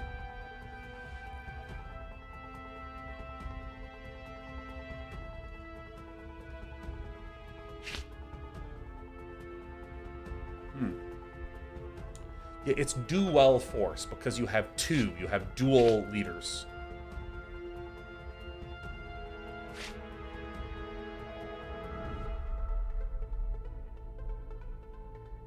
Ambush, Hunter, Speed. Deploy Batman gets Ambush and Hunter this turn.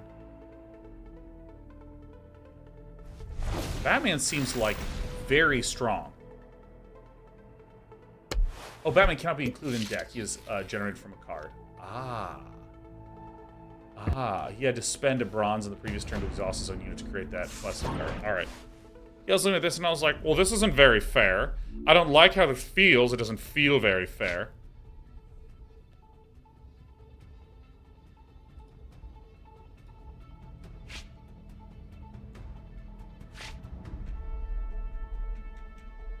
Ambush. If it's character KO's character, it attacks. It doesn't take damage back.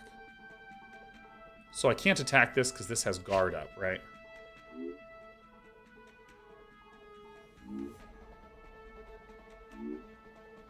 Zachita.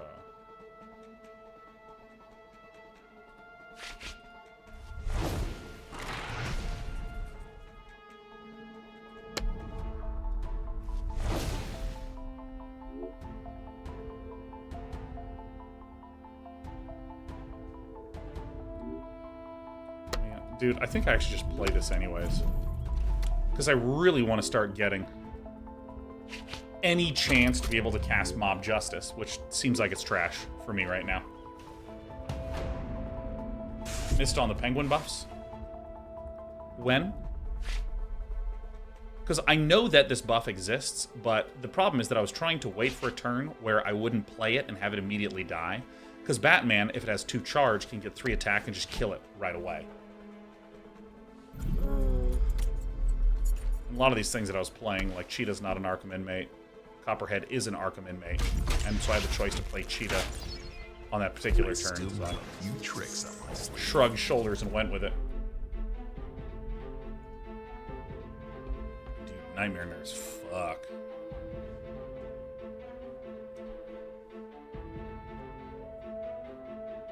I gotta remove this Mob Justice from my hand. It would be so much better if I didn't have it.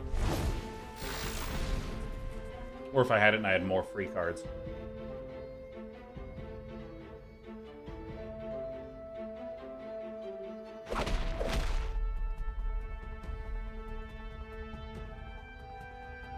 Oh, I see. It has speed. And then deploy, Batman gets Ambush and Hunter this turn. Ah! It had the text of what was temporary also in black, which I interpreted as meaning something very specific. Okay, so this is actually going to be a good turn for me for once. So let's do Poison Ivy. Boink. Time to start. So now, all of our spaces are full, so let's go ahead and kill this recruit. Whoa. And now I'm going to KO. Let's see, which one do I want to KO? This one seems fine. So I'm going to get the damage. Bing. And a bong. And I think I'm actually going to go for Superman here.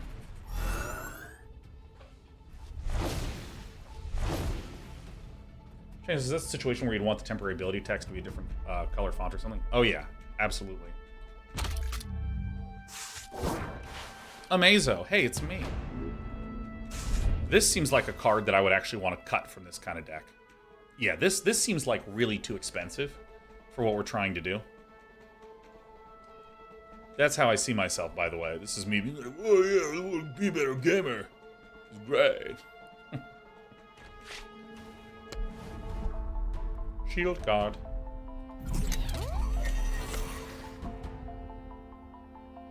Maybe it makes sense with Adrenaline, because I'm going to be able to play a gold a turn. Cheetah. Hunter, Adrenaline, Speed. Okay.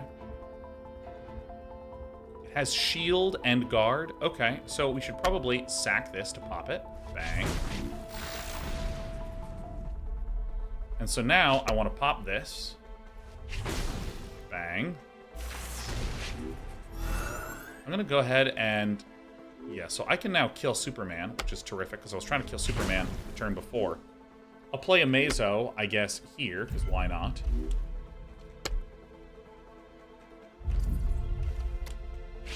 Hunter speed, so we actually get to KO this. Great.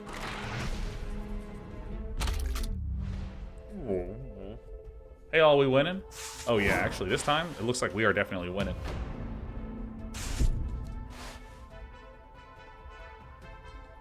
Death of Superman again. Classic.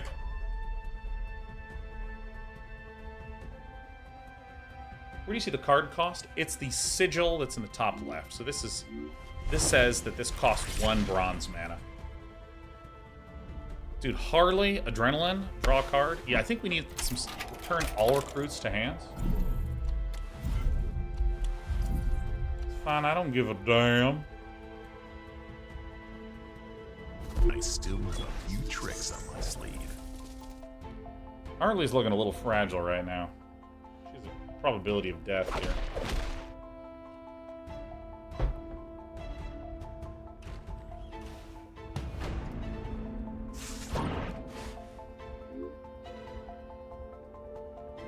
I think this is a really good card to include. Time to start branching out. Oh, that's right. It can get summoned in this square. No. All right, I'll summon the penguin. This Harley is all revved up. I'm just gonna hit the Batman. Harley's getting close to death, so I don't see a reason to save. Is your current mana behind your chest? Yeah, the current mana is this symbol here and this symbol here. So, right now, my opponent has 1 gold mana and 1 silver mana. There is currently nothing behind me. Except for, I guess, this menu. What settings are there? Alright.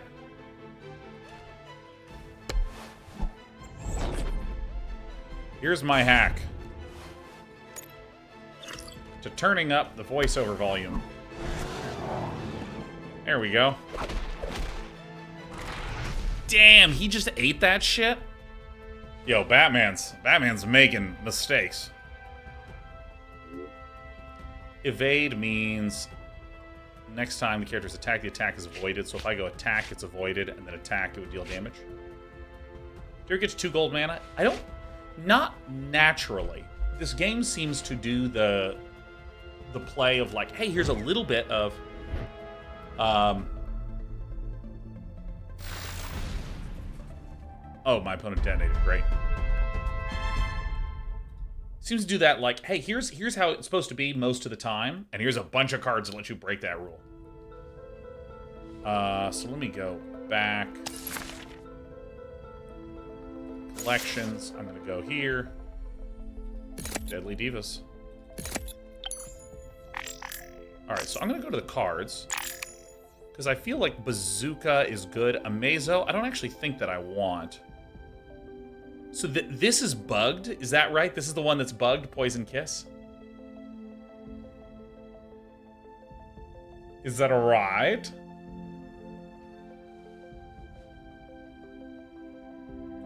Alright, well this card's fucking awesome. I'm going to pull these out, and I'm going to pull out 1 Amazo. Because I think that if I have a gold... Omega Beams and Bazooka seems like the right thing to do.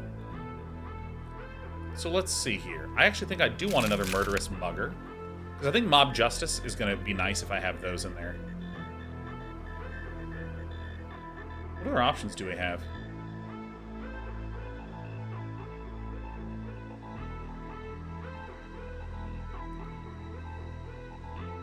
The Riddler. Start of your opponent's turn to see a card put into your hand? Yeah.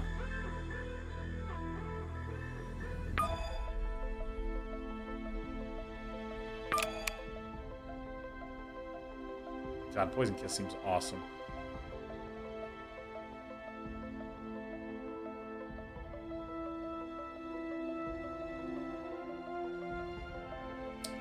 And I guess I'll try a Deimos. Why not?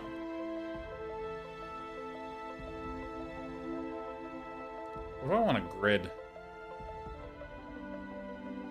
I'm gonna try one grid. I'm gonna try this. Is there a way to see my curve here?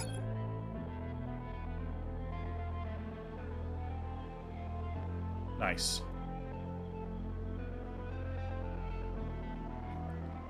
That might be a little low on the... So actually, I do need to go 2020. That's nice. All right, cool.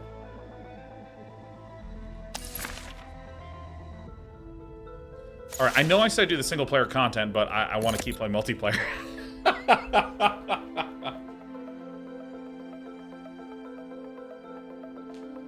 Well, Alexis, Brainiac seems a lot better in the gold slot than the Vanilla Man. That's a great idea. Oh, wait. Thank you for noticing that.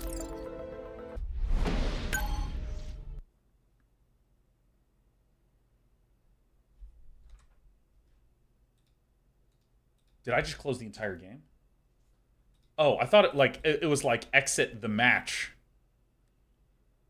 All right, hold on. It's updating. Oh god. Oh shit, oh god. I knew this was gonna happen. Dude, it's classic. Hold on, it's updating the game. It's updating. Hold on, the game is updating. It's launching. I'm launching and updating the game. Hey. I know it's a crisis. Hey, Zeladon! Oh my god, it has been a century. How are you? Let me make sure that it's logged me in.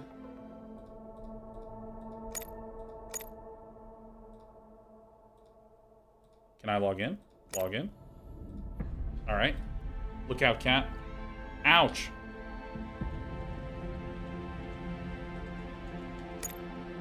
Did I do it? Alright. I just, immediately closed the game. Zeldon's a century older, my friend. And a good century it has been, huh?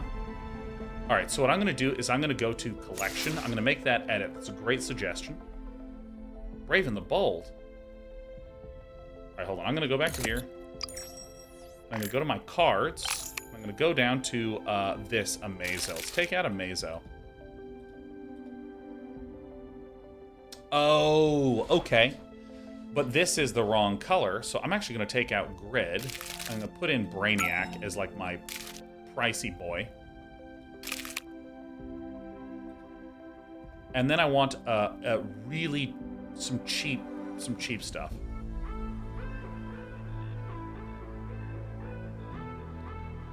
Shoot randomly? Why not? I'm gonna try Gotham Bias. I thought it was a cool looking card. Conform. Alright, so now I'm gonna go back. I'm gonna hit play, and then I'm gonna click here. Click on that, hit play. Yeah!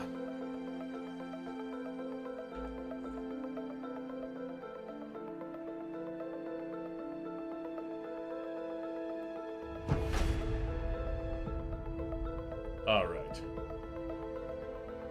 Yeah, I like the fill the board and then do mob justice. Kind of makes me want to run two fill the boards and mob justices. I'll maybe look at some cuts to incorporate those. So we just don't want this one. Don't want this one. I think I might not even want Cheetah. I think I'm just going to redraw. If any of you remember the...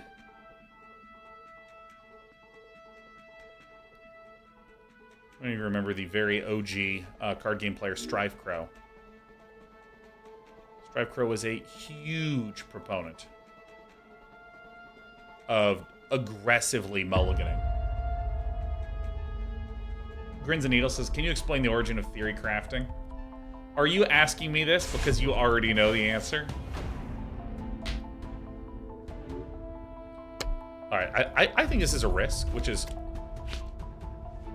I think it's a big risk to misclick. I thought I had Black Mask. Maybe I did. I could have sworn I dragged Black Mask out. Alright, whatever. That's really, really bad.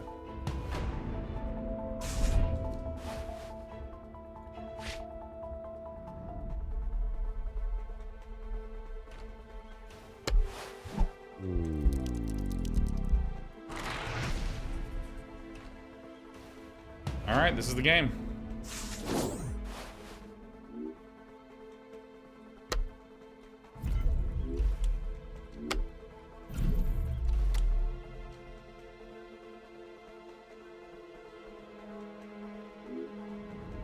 Alright.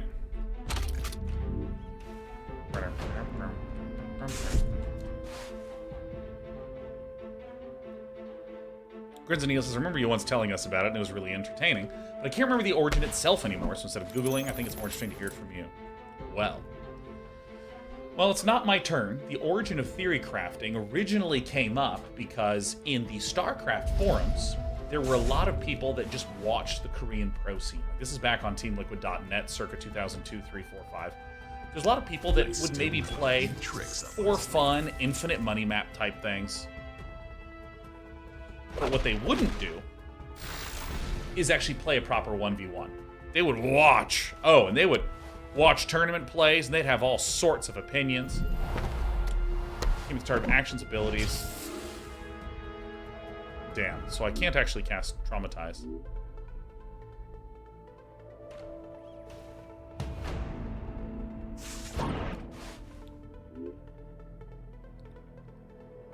Oh, that's actually very good.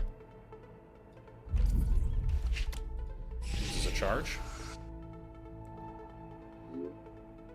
Your recruits with 100 deal double damage to leaders they attack this turn. Alright, I think I want to cut this guy. This guy seems like a total turkey. Don't need that garbage. He's a 5-1. Having some fun. I'm going to hang on to Harley's charge. Branching out. You want to kill this one first. So there are these players who would just type, here's what this guy should have done. Oh, that guy didn't do that. He's really bad. Oh my god, I can't believe that pro player didn't do this way. And what a lot of the better players started to joke about is that these clowns who are terrible at StarCraft, who never actually want to sit down and play StarCraft, just hop on the forums and play Theorycraft all day. Oh yeah, that sounds like a great idea. Did you get that from a theory crafter? And somehow, as time went on, some people started to use it to mean talking about and thinking and discussing the game in an engaged way outside of playing it. So you start to hear the term come up in like, oh yeah, I'm gonna roll a new character in World of Warcraft, and I've theory crafted a really sweet build.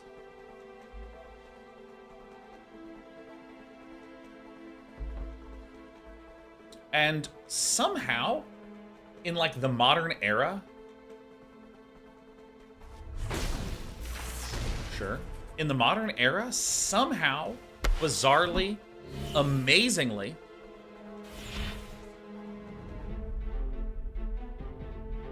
it's now currently used to mean like something positive and intellectual. Like, I mean, there's like a game studio called like Theorycraft Games. So this is the one that's bugged. My turn. Oh, it actually did stuff. Shit. Damn.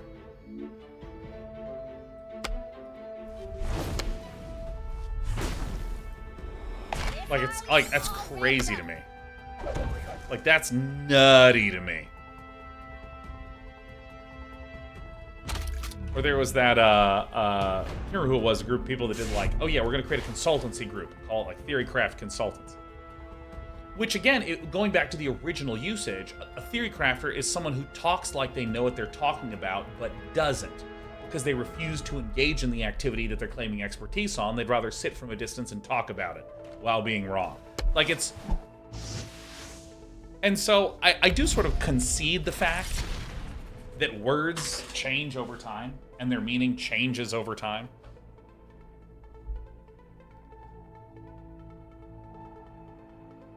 I still have a few tricks up my sleeve. I would like to be able to pick off Lex Luthor. Like, paying 4 to KO one of my guys is super bad news bears. This Mob Justice sure looks pretty useless. So a little distribution, huh?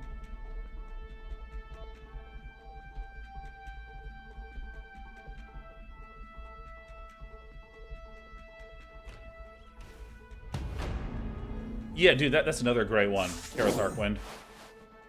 Which is that nerf used to mean to make utterly, painfully useless. Time to start branching out. And now it just means reduce in power. Now people are like, oh yeah, no, we just, we nerfed that. We had to put in some character nerfs. Wow, this Mob Justice always hangs in my hand, huh? I think I'm gonna cut the Mob Justice and just replace it with some other mob rule. My opponent is just like not playing frickin' recruits, man.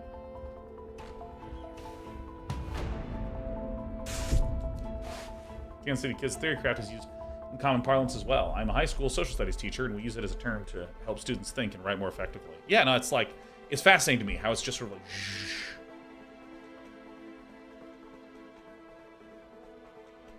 grown out. And again, it's so distanced from how it was originally used. Ghosty, my AC is working, just not working well. So we have it set to 70, and it's chilling at like 75, 76, 77.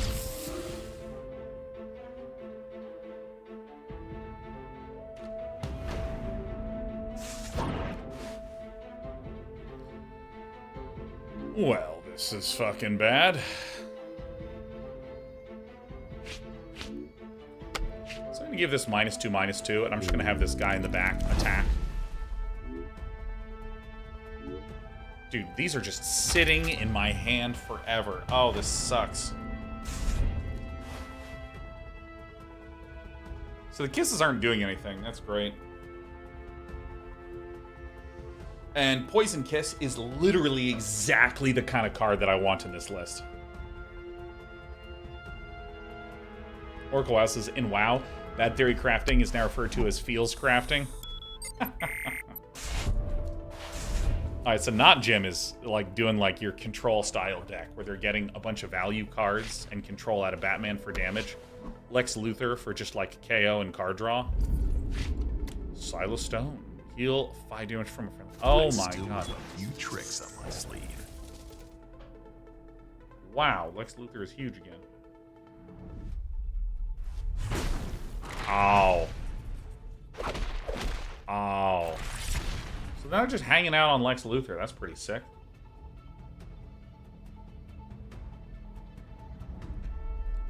That's 26 to 31. Alright.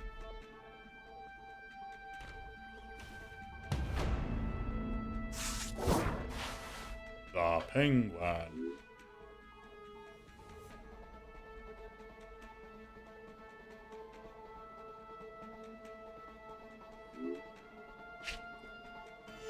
Time to start branching out. Alright, well, I mean, this fucking sucks. This Harley's all revved up. This has guards, so I kind of have to attack it. I'm just going to go ahead and play the Penguin here, even though the Penguin will probably just get popped. Rough. Star Business, there's no patches for any bugs so far. Hopefully one day we'll get some mega patch that fixes a lot of it. When you say so far, like what's the time frame that we're talking about? Because I know that this is an open beta right now. That's like what I'm playing. But is we have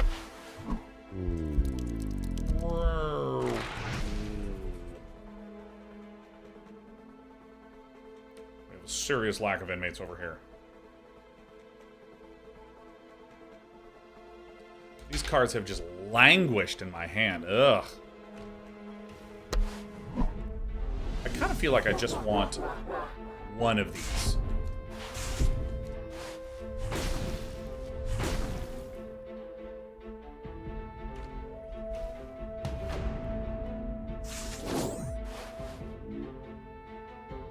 What is this trash card doing in my deck? Hi, I'm Gorilla Grodd. Alright, so... This will at least buff everything everywhere. Hello, I'm Gorilla Grodd. You know, I would not be surprised if Lex Luthor just blows up this shit right now.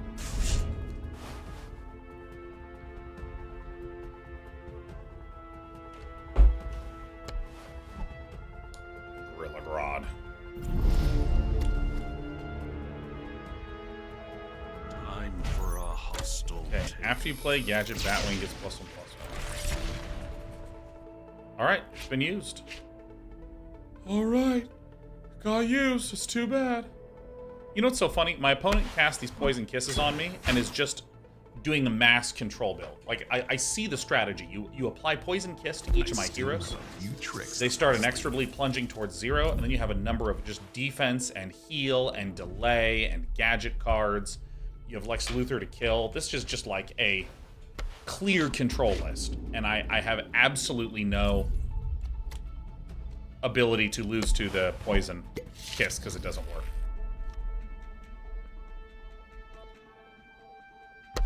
Oh, man.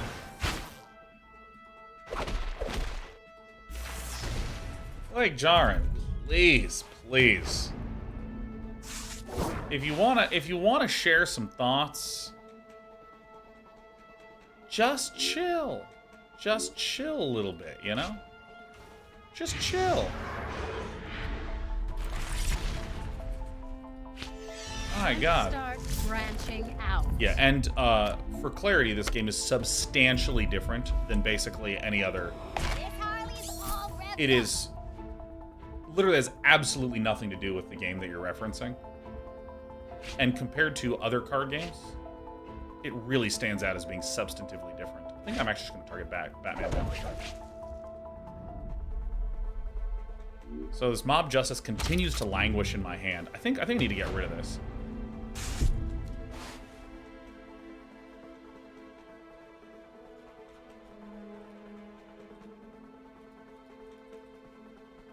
Time for a hostile takeover. All right.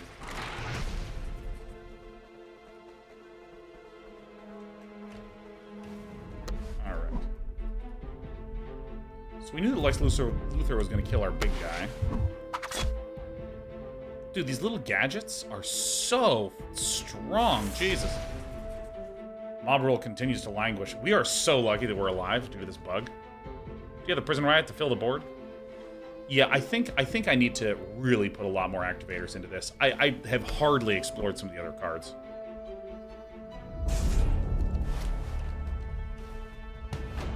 Alright, so, I mean, we're kind of chilling. Enemy leader loses a charge. Well, you know, I think that's fine. I think I'm running one of the fill your board with stuff.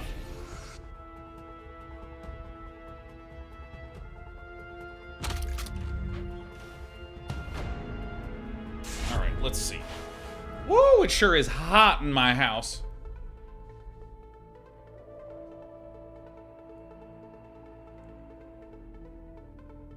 See, here's what really sucks. Harley Quinn says, if I have no cards in hand, draw it at the end of the turn. I think I literally need to cut this card because I need to minimize the amount of cards that have conditions on them. Otherwise, I'm just screwing myself. What does Lex Luthor do? If it has 4 charges, you just KO one of my creatures. It's a kill spell.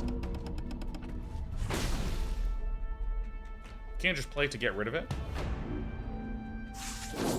Can I? No.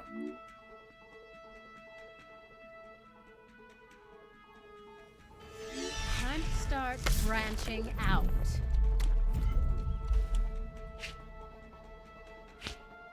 Start. Oh, at the start of each turn. Fuck yeah.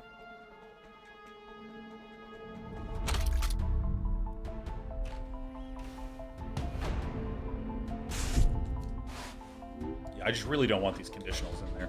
Yeah, I think Giganta will be a good add.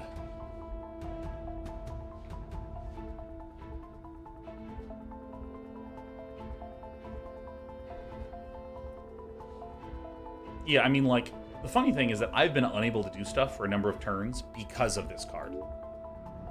In fact, dude, who am I kidding? I'm going to concede. I'm going to concede, and what I'm going to try to do is just remove this mob rule here.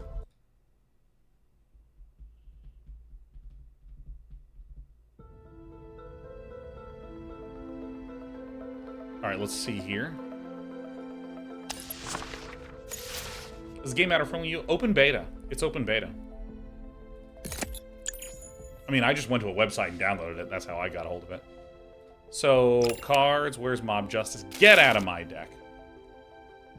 So where is the... Yeah, there's Giganta. I actually think I think I want 2 Gigantas in here.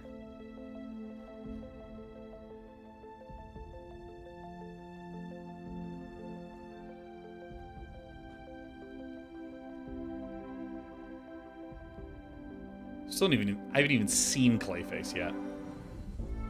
Gotham Riots, I think I'm going to remove and just put in another Giganta. Yeah, I think it's actually going to go substantially better. Peacemaker also feels weird.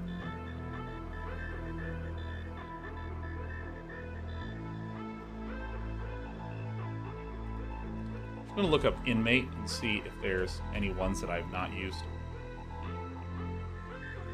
Alright, I currently have all the inmates that I own. Okay. Alright, of 2020. Alright. I am going to... I know I say that I'm going to play the single-player content in a second, but I really like deck building, so I'm just going to keep going.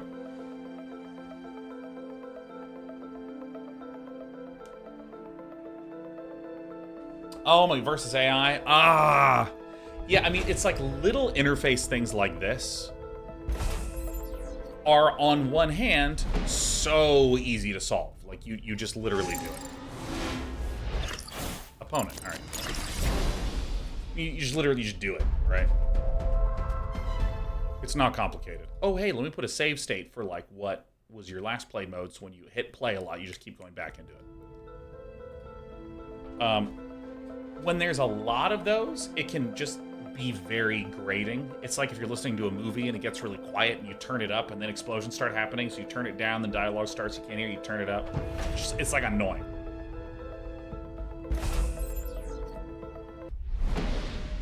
All right.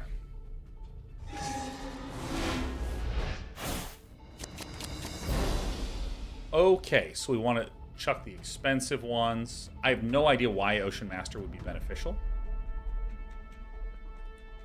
I'm going to chuck these, but I like the Penguin because I can play Penguin. And if I have some very cheap bronze dudes... Ooh. It's okay. Alright, this is... One of them gets +4. Okay. I'm just going to put Victor in the front. Victor Zaz, what a guy.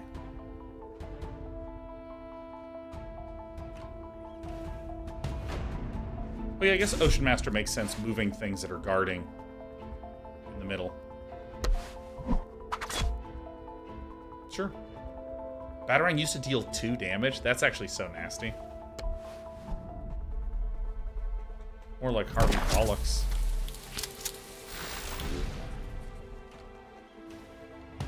So we have 2 bronze right now. I mean, that's in a way helpful, but I think what I'm going to do is still cast this. Still play the Murderous Mugger, because I really want to activate Harley Quinn. Like, a great deal.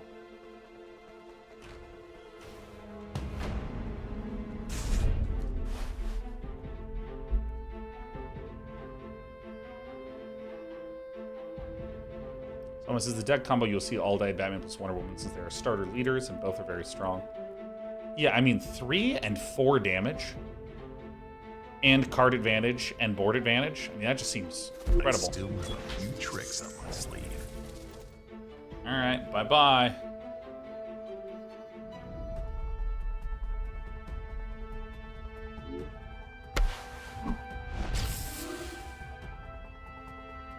All right. Consider myself murderously mugged. May the gods grant us their favor.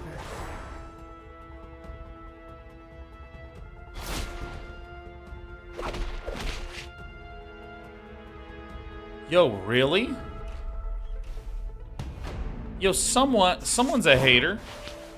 Okay, so this is actually fantastic because what I can do is I can play Copperhead in the front. I'll probably put Copperhead in front of this because this is weaker. I can play Talon over here. I'm gonna go ahead and play this. I wish I waited a turn, but that's fine. Time to start branching out. This Harley is all revved up. So I have a bunch of board presence. And then I'm almost certain that I'll be able to start really building a lot of value here. But most importantly of all, I'll be able to rapidly turn on this adrenaline. Phew.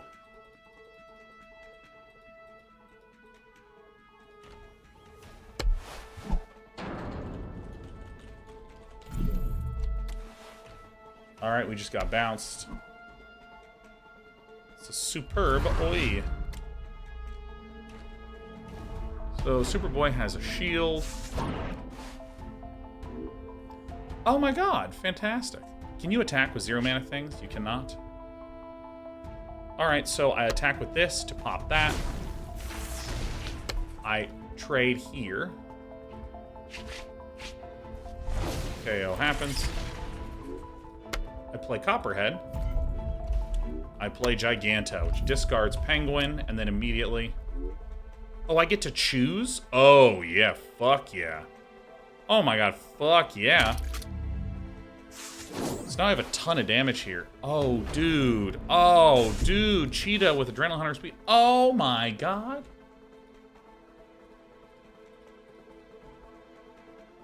Alright, time to fill my unusually large mug with my excessively large pile of water. What does adrenaline mean? Adrenaline is if you have no cards in hand. Which might be not that flavorful if you are just sitting there thinking about it, going, oh, okay, all right, sure. May the gods grant us their favor. May the odds be ever in your favor. But if you ever played card games, then yes, indeed, that's exactly what that shit feels like. So this has Aura. This has Shield. So I'll probably actually pop this shield here. Still have a few tricks up my sleeve. Still have a few tricks up my sleeve. Tell me your PC isn't close to the water jug. It's touching it.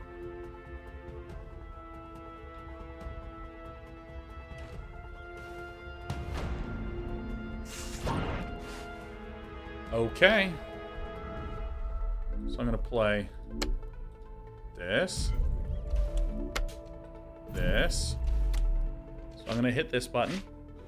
This Harley is all revved up. I'm gonna eat 5. So now I'm gonna kill this, leaving me 1 health alive. I'm going to kill this. I'm going to do this. Time to start branching out. So who do I actually want to kill? Batman. Batman, Batman, Batman. I love living life dangerously. Dude, Bats Go! It's great to see you, man. How's the new book going? Joseph says, I'm back after my workout. How am I liking the game? I really like it. Like, I mean, I think that if they put in a bunch of work to clean up these tiny little hitches in the UI UX, I mean, I think it will be a very popular game. Move an enemy recruit. Oh, so I can, like, take you, and I can be like, get over there. Alright, I'm just gonna Mega Beam it anyways. Alright. This is 10 health. Alright, my opponent conceded. Hell yeah. I mean, it is way richer and deeper and more fun than I would have ever imagined. That felt awesome, so I'm going to play it again.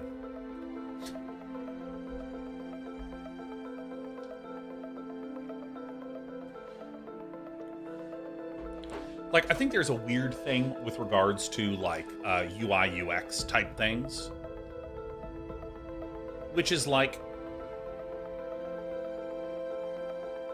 let's view the fun of a game as like a planet with layers in the crust, okay? We got all these layers of crust.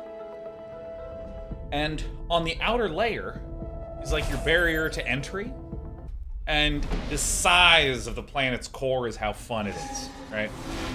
I will describe this as my initial impression is a game with a huge core with crust that is thick in a way that's very fixable. There's a lot of ways that they could just, as the interplanetary committee, they could clean that up a lot. I go second. I'm actually going to get all my proactive stuff out here first. And all my reactive stuff out of there.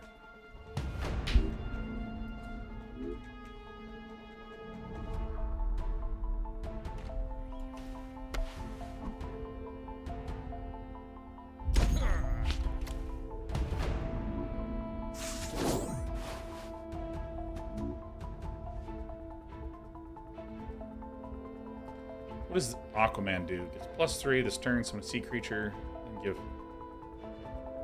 friendly sea creatures +1/+1. Oh, is this like a swarmy guy? Oh, wait a minute. I love swarmy guys.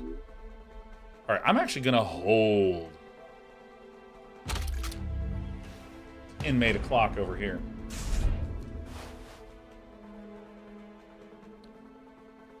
But yeah, I mean, like, I think that there's a thing about polish where, like, if you have...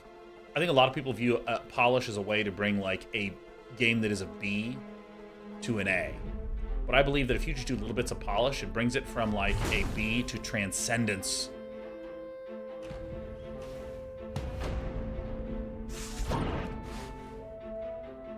Okay, so I'm going to do this, and I'm going to put Prometheus as a guard. Probably over here, actually. I'm gonna summon water creature, hopefully here. Not water creature, excuse me.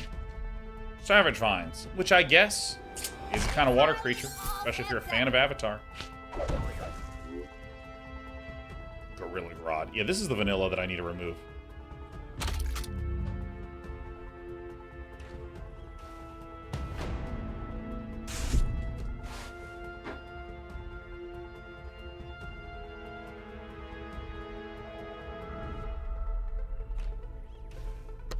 Alright.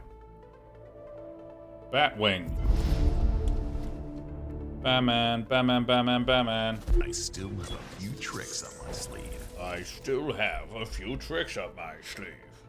Hit him with the old Gronkle Cannon. I don't know how Gronkle Cannon became such a fun thing to say, but it is so fun to say. Oh my god.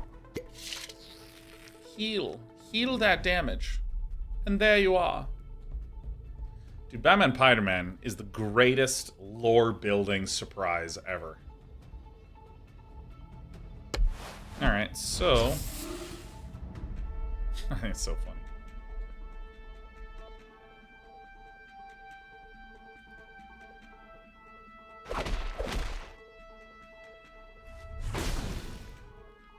Alright. It's very small. I have all my pricey shit. So I think that what I should do is I should... I have one Arkham inmate, and that's it. Farts. Alright, well, this is the game.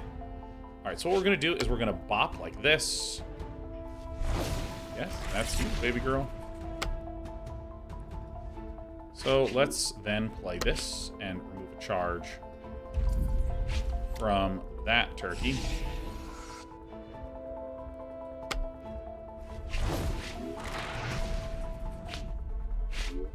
I will play Gorilla Grodd right here.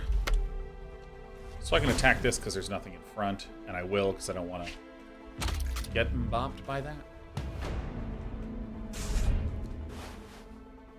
When we...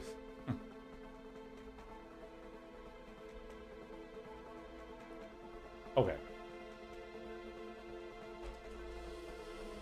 So, I'm a little concerned that I have, like, double gold in hand, because it means I won't be able to activate Adrenaline anytime soon. Oh my god, he has 2 of these? Dude, look at these. We're in Buff City, man.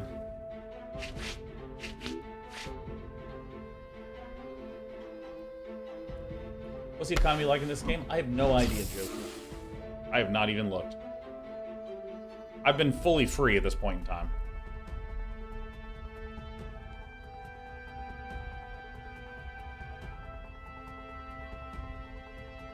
Let's take a peek afterwards.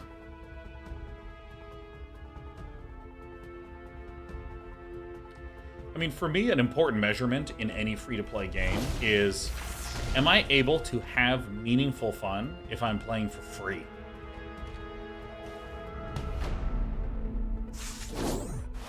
Oh, that's such a bad draw. I'm not having fun.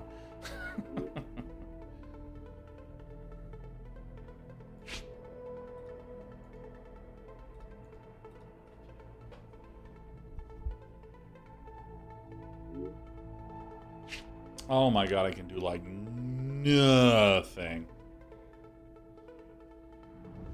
I think I might just eat 7 here. Yeah, I think that's what I'm gonna do. I'm gonna go bop. Go dop I do bop. I'm then going to Harley. This Harley is all revved up. I'm gonna hit here, losing this guy, and also have Harley kill the 7, which sucks. Then I'll put Ocean Master in front. Hopefully get another one in the front. And start branching out. This is the game. But Brainiac, next turn, I can play that every time it dies, it draws a card, and at the end of my turn, it draws a card. And it's a 5/5, so I think that that's a pretty good outcome.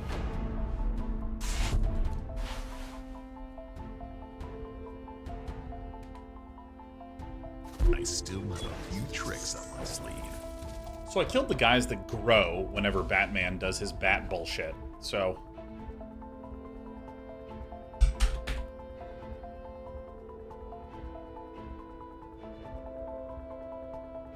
Hey, So Hanky, good to see you. How goes?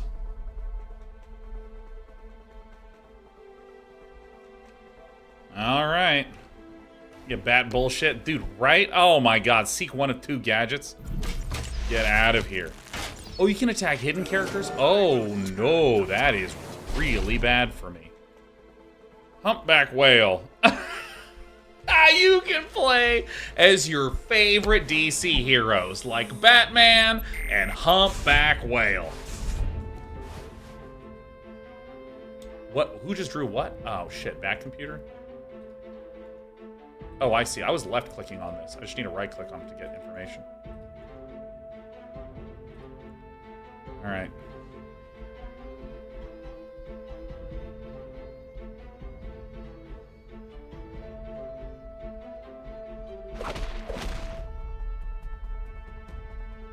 I mean...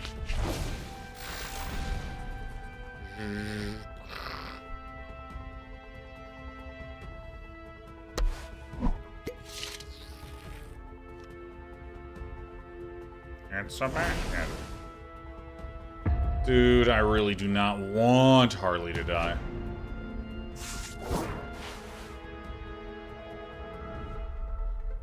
Alright, this is the game.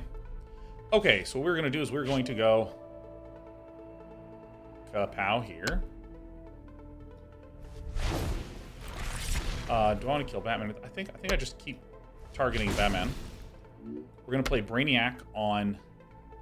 I'm going to put it in protect this one. Because Brainiac. And that has a synergy. And then I'm going to play Giganta here, discarding one of my bazookas. Oh, that's right. It's not random. I get to choose.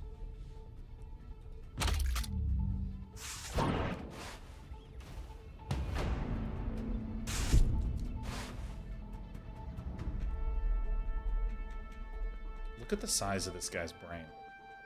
It's actually nice that it has the full art, and then when it's on the battlefield, it's a zoom in.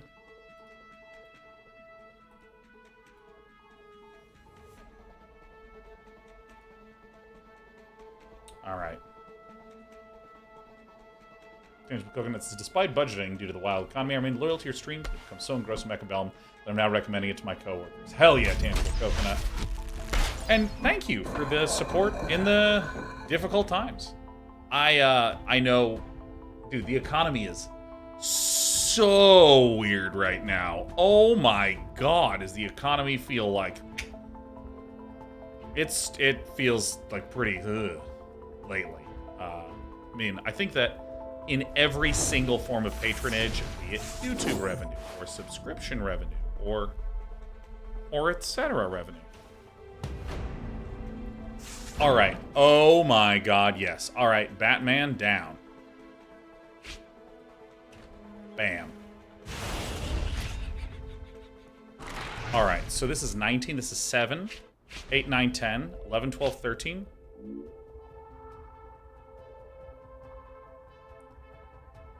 Not quite, not quite. Alright, so I'm gonna I will let him live. Pick off this. Harley. This Harley is all revved up. Good stuff. In you go. Time to start branching out.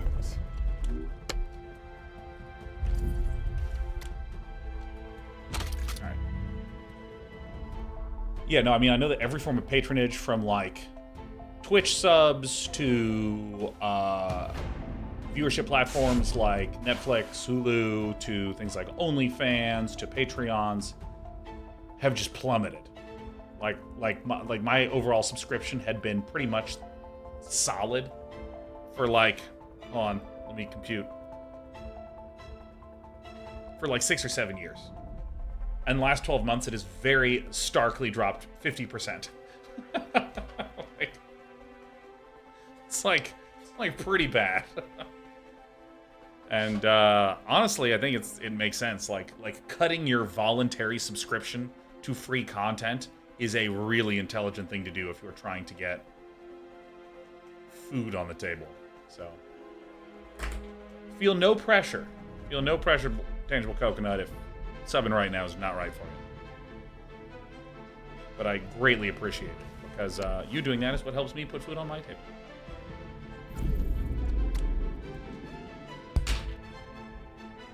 Also, if any of you have Twitch Prime, you better give me that goddamn Twitch Prime right now. Like, immediately. Like, would you just stop sitting on it and give it to me immediately, please? Ugh. Boy, it sure is hot in this house. Thanks, Skellerino.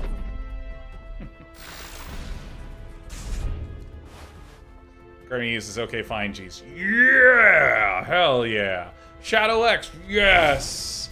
Astronaut Olive Null, yes! Odashu Halogen, yeah! Alright, I think we actually win now.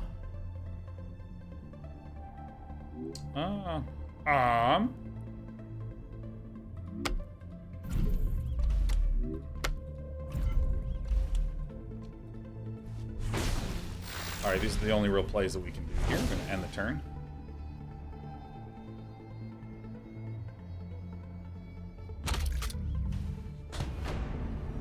Squeaky wheel gets the grease. That's right, I'm squeaking hard, Skellerino. Hogman says, I just love how asking for Prime is almost always enough to get a bunch of people to give you Prime. Yeah, I know, we gotta start doing increasingly dramatic things. Like, I eat the words Twitch Prime, and then I puke them up in front of camera at the right angle. Oh my god, Grima just gifted 20 subs. Oh my god. Now I'm starting to get self-conscious. Thanks, Grima77. Wait, whoa, who is this giant? I will turn the tide. Hello, father. Aura. Can I even break through that shit? Giant anglerfish. Cyberwolf K9 just gifted 10. Oh my god. Grima, Cyberwolf. Happy Thursday to you. The sub doesn't renew until August. This works instead. Oh my god. 1, 2, 3, 4, 5, 6, 7, 8, 9, 10, 11.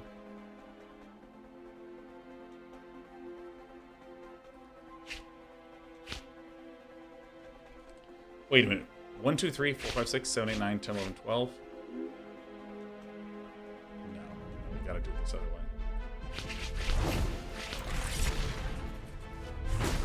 What? Gurgle Smurfin just gifted 50 subs? What happened? Am I a bad person? Am I a bad person? What?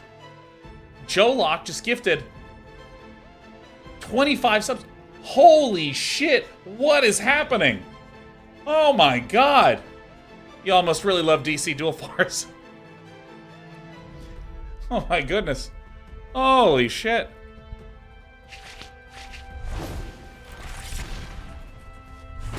Oh, wait.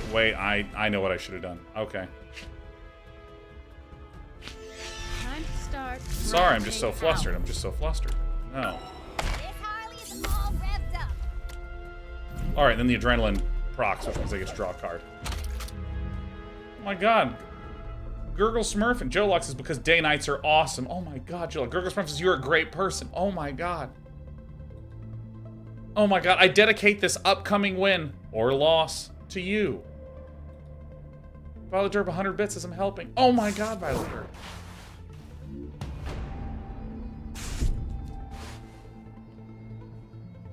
Oh.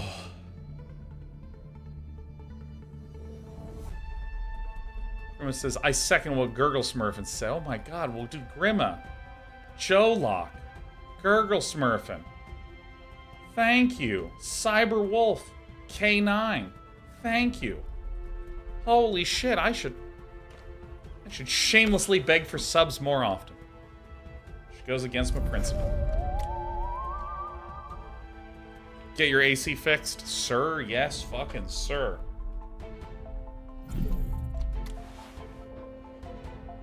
So it looks like we're gonna lose Harley here. But Villain has to find a way to defend Aquaman long enough. Why not put a unit in front of Harley? Because we're flustered from the subs, that's why. Begging is very tasteless, sir. You're damn right, Otashu. Or Odashu, excuse me. I almost called you Otaku and saved myself midway through. Dude, this is awesome. Now here's what I'm gonna do. I'm gonna go back and I'm going to check out comics, which I believe is the single player Hi there. missions. You can call me Supergirl. And this is the Comic Adventures mode. Oh my god. Not just one narrator to do introductions and tutorialization, but the whole Here, crew. you get to be part of some of the most epic stories of all time. Yeah! Take on the roles of larger-than-life heroes and villains, battling it out in both classic and contemporary adventures that will blow you away. Battling it out in both classic and contemporary adventures, and I won't tell you what your opinion of it will be. You'll have to find out yourself. You can choose any comic in your library to experience its story, play through its some comics. yes. Okay, that is enough chatting for now. Yes. You've got some comics to enjoy. Hell yeah. Zippy D with the 10 gifts. Oh my god, Zippy D is kicking the door and don't forget about me. Torshir says, and they start with the new 52 universe? Yikes. Dude. That is such a niche joke. Batman chases a cloaked figure across the Gotham rooftops.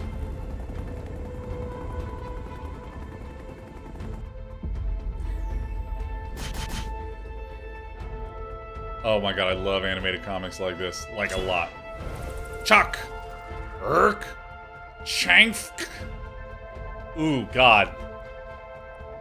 Dude, when I read comics, I mutter these things under my breath. My favorite being when there were a bunch of characters with machine guns shooting, and the lettering said, Braca, Braca, Braca, Braca. But dude, Chank, you need to hear it crunching against the bone. Whew. Poof. It's a parade, man. An alien monster with superhuman strength.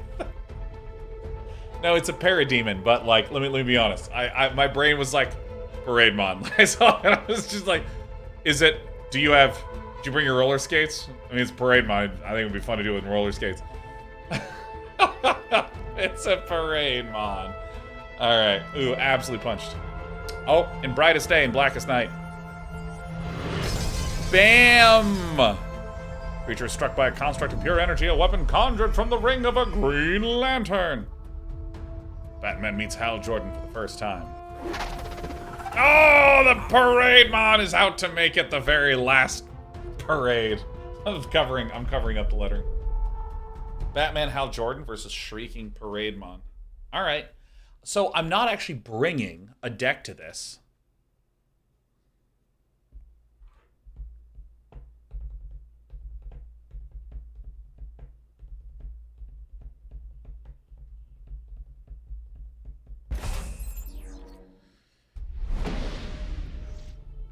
I wonder if they'll have adventures where I bring my own deck. Chase Lawn, Bluebird, Robin, Shockwave. I'm pretty sure that's Chazalon, but first time you play another Green Lantern, each turn generates some bronze. I have no idea how to pronounce that. I've only read it. How do you pronounce Chaselon? Is it Chazalon? Or Chaselon? Hello, it's I, Chaselon. Alright, create a gadget in your hand. Alright, so this is more Batman stuff. For Robin attacks, charge your leaders. Deal 1 damage to all characters and it's free. Alright.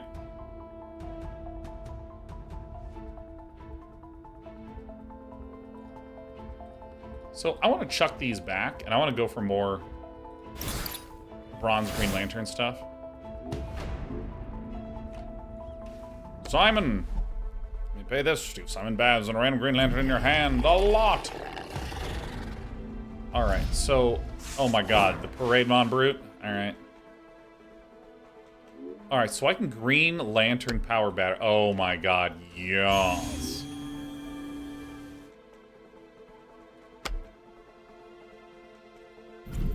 Chaselon. Green Lantern Cadets. This should give me another one. Oh, shit. Okay. All right. Simon Baz. Simon Saz. Activate ability. Oh, this is such a dramatic way for another. Do you accept to activate your ability? Do you wish to take on the mantle of having activated an ability? Yes, sir. Alright, that was my first turn. Oh, Parade Mon is just doomed as shit. Oh my god, that was so good. So good for me. What does this guy even do? Start of your first turn, create a Green Lantern in your hand. I don't know, he gets +4 this turn, generate... What? This guy is like, he's crazy. Alright. Seek any gadget, draw a card. Okay, so absolutely going to be doing that KO first. Create 2 investments in your hand? You're kidding me. What a clown.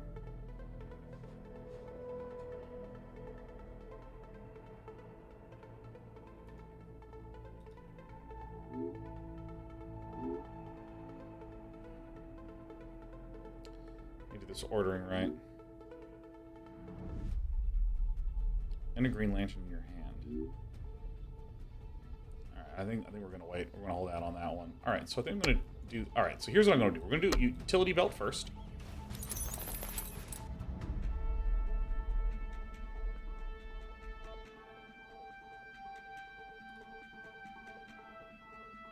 Times change. Alright, so I'm gonna do this. Oh, shit, it's a Green Lantern Cadet. Oh, dude, fuck yeah. Bang, there it is. Boom. Green Lantern Cadet. Or do we want to wait a turn for this? This is going to be a little tricky, so I'm just going to play this and get the extra mana. Because then what I can do is I can go and bop here. I can activate this said turkey. New tricks up my sleeve. Oops.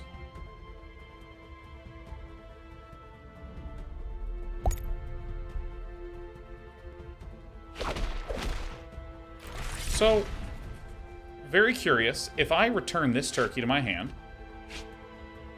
does he return with his stats that he gained? It looks like the answer is no, but I still think this is pretty good to replay this and to accept the mantle of having buffed a thing in my hand. I mean, that's pretty sweet. Dude, green. Oh my god, the Green Lantern synergies. Oh yeah, attack please. Kill the Parade Mon. I mean, that's sick. Shrieking Parade Mon. What does this guy do? It is... gets plus for this turn. Okay. Yeah, it's Gunta. Zahunta. Parting shot. Do 2 damage to each Parademon. Oh my god, it's so cool. Master Strategist? Wow, Batman. Fully charged. Brightest day and blackest night. Get this nerd out of my sight.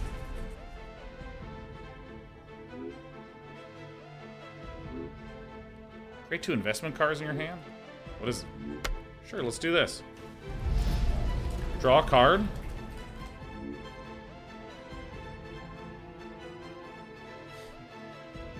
Alright. Alright, here we go. We're doing stuff. What's this guy do? Upgrade your gadgets everywhere. Yeah!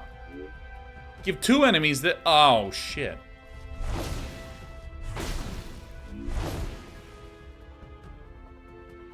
Alright, nice.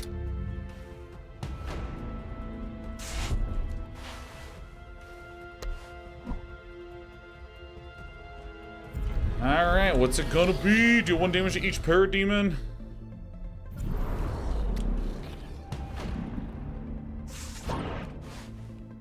What is... you may pay this to give your Green Lantern plus 1... What? Are you serious? Okay. Bang. Boom. Alright, hold on, because watch this, watch this. I'm gonna play Simon Baz.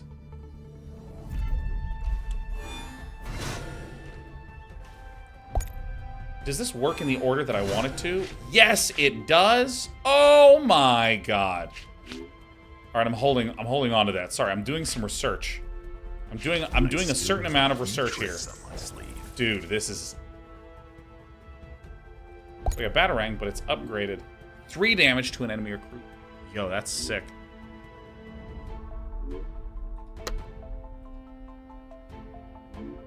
Alright, I don't care. I'm just gonna play this guy. I don't have enough.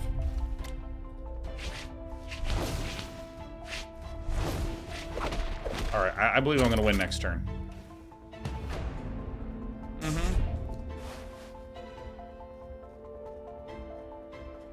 Dude, Gurgle Smurf and Joe Lock, Grimlock. Like, thank you again. Cyberwolf K9, Zippy D. You know, the T-Rex, don't call me Dave Wem. Thank you again. Evade. Deal 3 damage? Yeah. Bang. And look at my 311 from heaven. He's so big. Dude, Simon Baz, heck yeah. Victory. Alright, so, I mean, like, I think that single-player style content, so underrated in card games. Alright, what do you do when you're negotiating with your boss to get a raise? You enter into the room and you scream, "Cash!" Realizing his defeat, the alien releases an inhuman cry. Bob whoosh as it detonates. Luckily, Hal Jordan is able to protect the heroes from the explosion by not making a simple 6-sided cube, but instead making a complex safe where the mechanism can only be opened from the outside. Oxygen is depleting rapidly as all the heroes protected inside the safe are trying to rapidly find a way out. To emerge from the Green Lantern construct to investigate. The Parade Mon leaves behind a mysterious box. Batman and Green Lantern work together to determine its purpose. Hal, I think there might be some uncommon loot inside of it.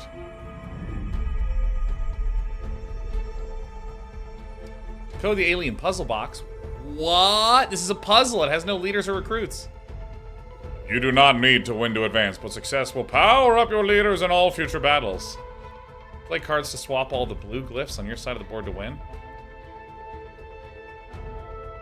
Wait a minute. Dude, fuck yeah. The reflection in Sean's eyes, we're getting green screen from all the Green Lantern stuff. In brightest day and blackest night, you'll see right through my eyes. Dude! Move the blue glyphs to your side in 6 turns. Swap a moon and fire glyph. Holy shit! What the fuck? This is awesome! Holy shit! Fuck yeah! I'm thirsty. Our air conditioning still needs repairs.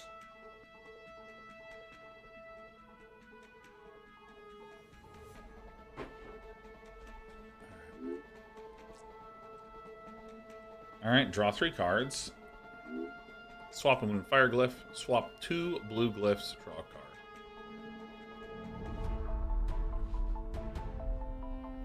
So here is a swap 2 blue glyphs. And here's draw 3 cards. I'm actually going to do draw 3 cards first to see what I'm actually able to work with. Question for people who play this. Is there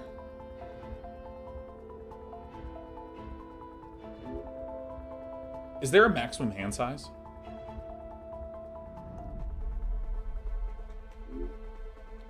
Swap a moon and skull. Swap 2 skulls.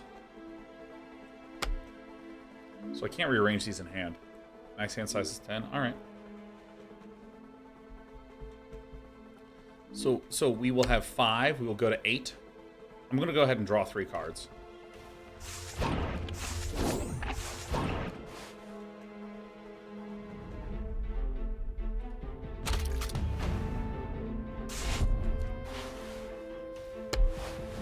Oh, shit.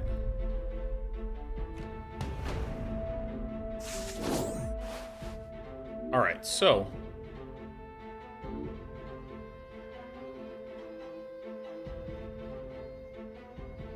swap 2 skull glyphs. Swap a moon and fire glyph. So if I do swap a moon and fire glyph. So here's a moon.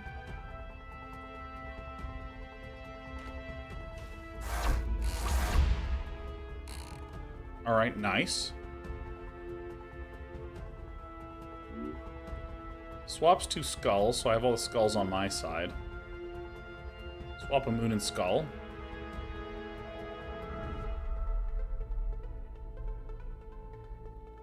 Swap 2 fire glyphs. So I need to get a fire on this side, and I need to get a skull on that side. So this swaps me moon and skull.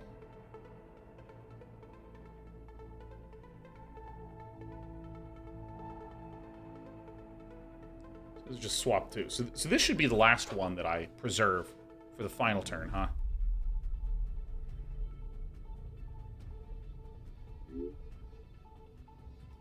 So let's swap a moon and skull, huh?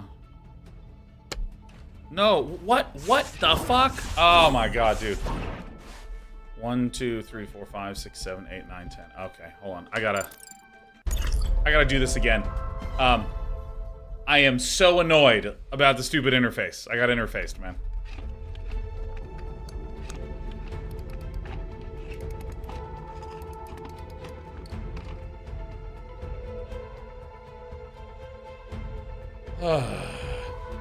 I mean, really, truly, I think that if this game cleaned up a lot of its interface stuff, it should be like a 10 out of 10. All right.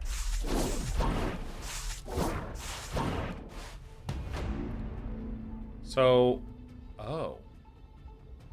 Swap 2 blue glyphs. Draw a card. Alright, I'm going to draw 3 cards. I think I want to maximize the amount of cards I have early on.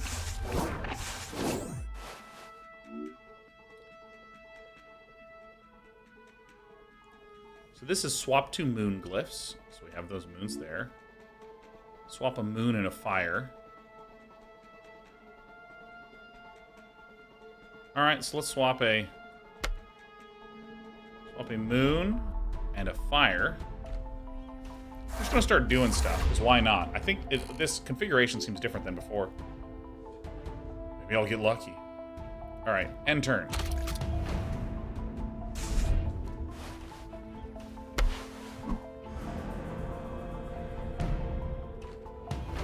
Alright, I didn't get to see what got discarded.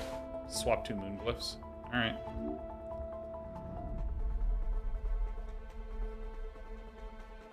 Swap 2 skulls. Swap 2 moons. That's really bad. Swap 2 blue glyphs.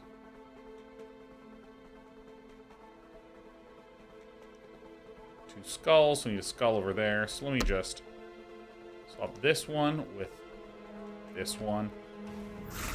Alright. Okay, so 5 turns to collect all blue glyphs. Oh, so I don't need them at the end of turn 6. I just need them before turn 6. I see. I see. Swap 2 glyphs. Okay. Swap 2 skull glyphs. This is actually not hard now that I am understanding the rules. Swap a skull. Fire.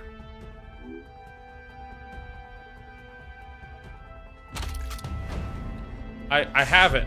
I have it now. I figured it out. Alright, so not this turn, but next turn I'm going to lose stuff.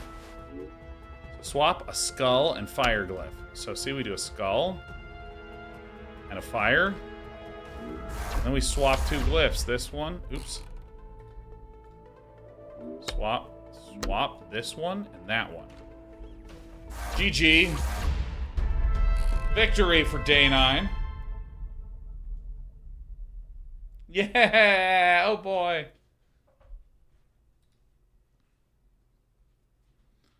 Alright. Analysis complete. All the brilliance of a master detective and all the power of a lantern ring can uncover no more than that box is an alien computer of unprecedented power. Metropolis. Oh, tummy time. There are rumors of an otherworldly hero in Metropolis. Suddenly, a force more powerful than a locomotive hits Green Lantern. Oh! The fantastical stories of immense power appear to be true. Batman and Green Lantern prepare to face off against Superman. Well, we're gonna lose. It's Superman. Are you kidding me? Choose a gadget. After Superman plays a recruit, deal 1 damage to them. KO the first this.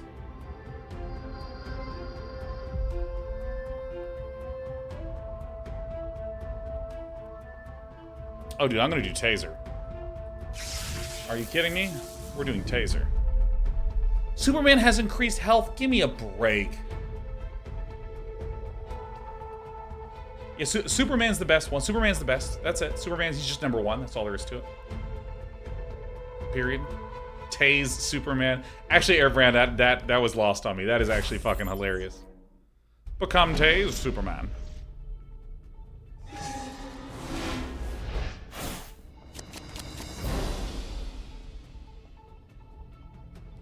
Do this. You have chip and random Green Lantern in your hand. +1/+1 on aura. Alright, I want all the lanterns here.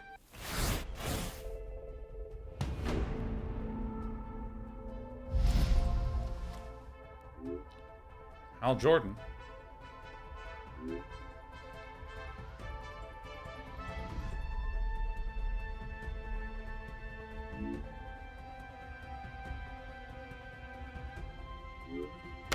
Alright, let's play this. 50 HP, oh my god. So I think we want this game to go on long, so we should get some tear gas. Gotham Girl.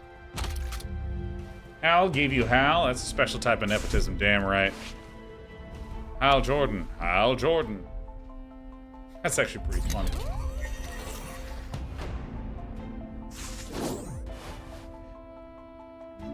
Fully create a gadget in your hand? No.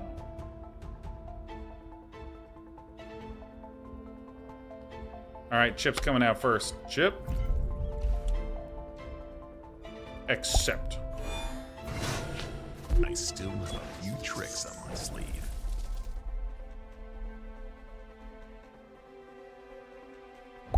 Yeah, I'm just gonna kind of liberally spray them with tear. Oh, that sounds terrible. I'm gonna use tear gas frequently because I'm trying to delay as much as I humanly possibly can. Shit. All right. Wait, what is this? Ma and Pa can't. And give your leaders +2. Alright.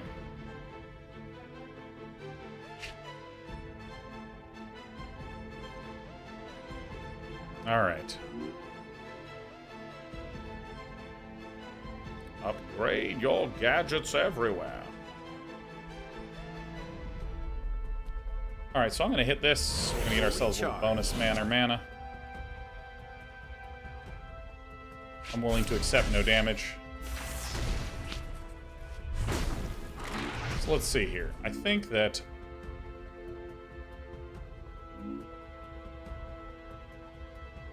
I'm gonna just play out Jessica Cruz. We're gonna buff here. So now I am just gonna play Lucius Fox. Why not?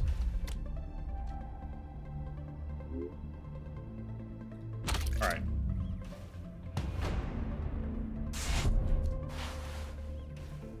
Alright, we've killed Superman's parents. The game is going very well. Give your damaged Never character stop shield. fighting. Man, I really like the flavor of the Superman cards. So Superman's invincible, so he still has that shield. Overwhelmed by Superman's raw strength, Hal sends a distress call to a trusted friend. I do? I'm not overwhelmed. I'm owning. Barry Allen, the Flash, the fastest man alive. Flash might be Green Lantern, and Batman's only hope. Alright. Is that...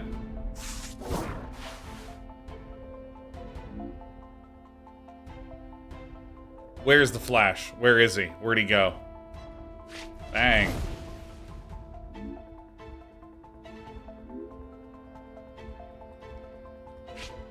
Bang. Fast, but not fast enough to revive this turn. I know, it kind of... It's a little weird. Alright. Oh, yeah, I still have a few tricks up my sleeve. I still have a trick-a-wick-a-woo. Yep, enemy recruits are weakened. Upgraded tear gas. Opponent's turn.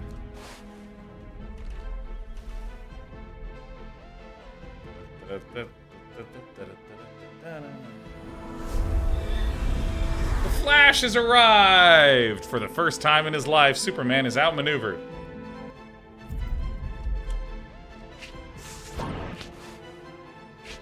Ah, if you play an energy card, ready to Flash.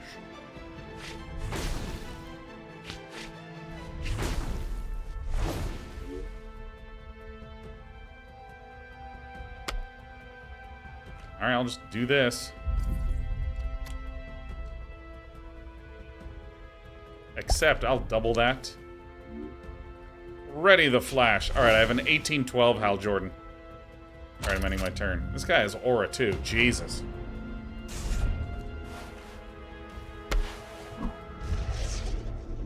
What?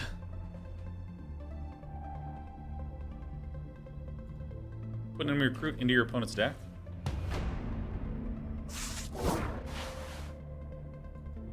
Wait, what? Did this... What did this... Did this not target anything? Oh my god, he cast it on Chip, which had aura? Oh yeah, I fucking love single-player content. He is invincible. Bang. Death to Lucius.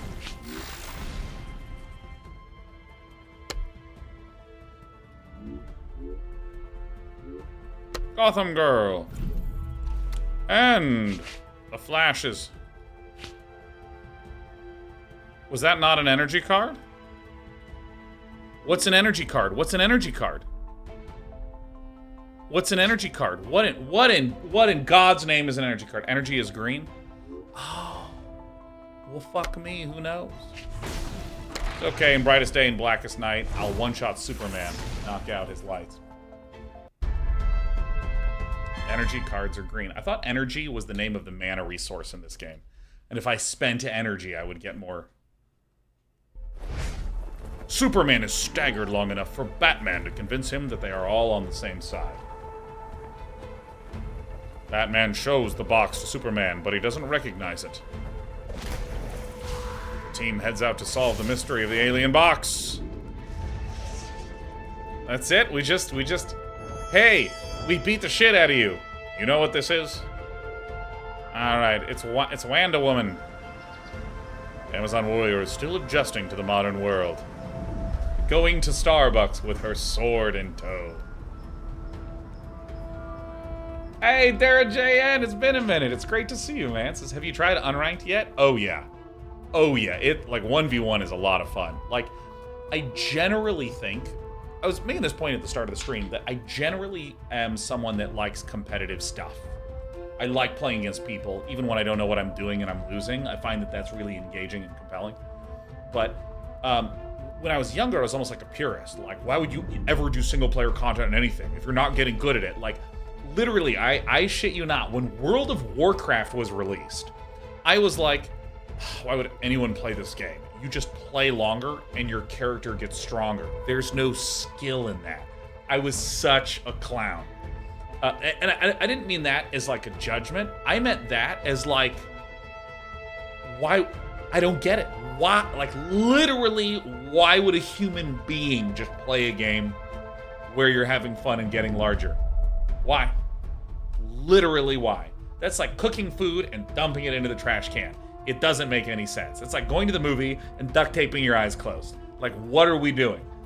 But as I've gotten older, I think that not only do I think it's important to have like single player style content, but a lot of what is fun about like a card game is like cool synergies, seeing cool combos occur, making a plan, executing on it, and seeing something cool happen. And single player content creates an environment that increases the probability of certain huge payoffs. Like even in StarCraft 2, co-op commander is... I know a lot of people that just kind of stopped playing any 2v2, 3v3, like 1v1 type stuff and just only do co-op commander because it's just giving them a sort of fun experience of building up a base in a less pressureful situation. And it's a great way to onboard people. I mean, that said, when I'm done with this, I'm immediately going to go back and play some 1v1 because I keep having some ideas that are cropping in there, but... Even a treat as commonplace as ice cream is new to her. Choose a flavor of ice cream.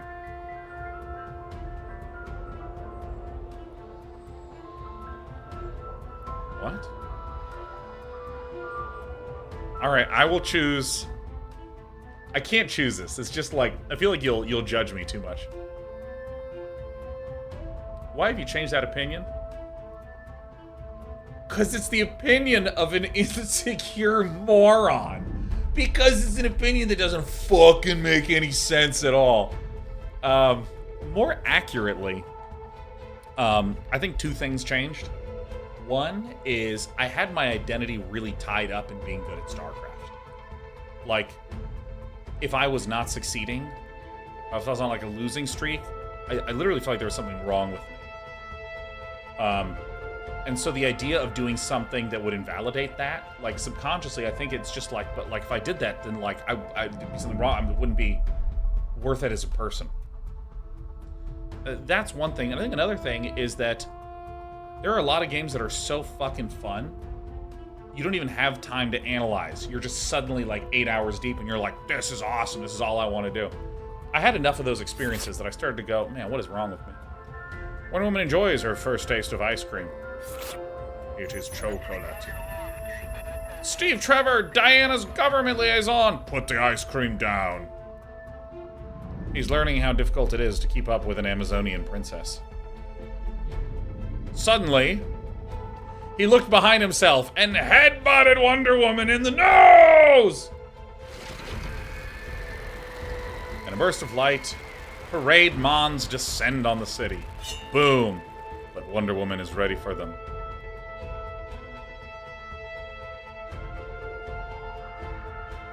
Oh, shit. Oh my god, shit.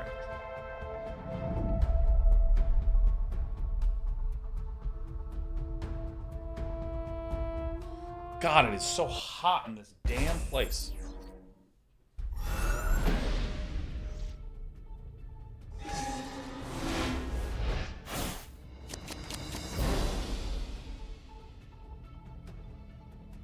Wait. I'm just Wonder Woman now? Okay.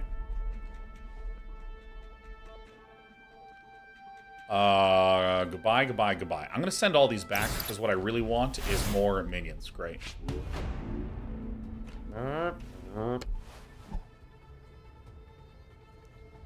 This is at 2.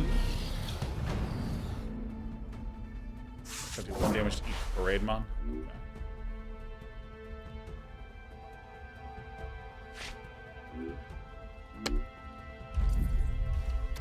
May the gods grant us their favor.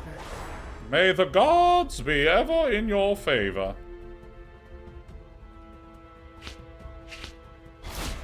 Maybe I shouldn't have done that. Maybe I should have just waited a turn.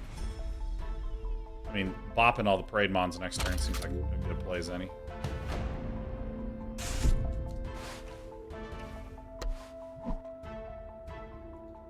Get speed. All right. Okay, here we go.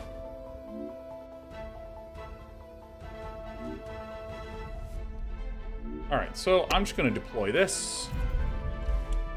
This will charge this leader. I then have the ability to May the gods grant charge us their Milady. favor. Then I'm actually going to bop this guy. Kill it.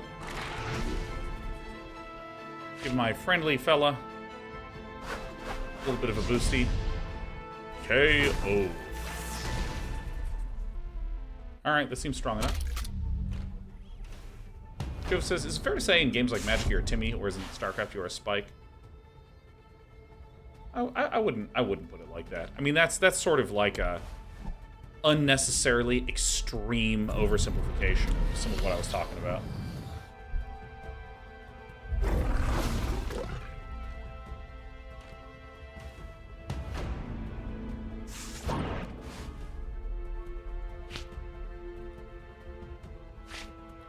Alright, well. Ow. Oh, that's nice. Alright, so friendly group +3/+3. Okay.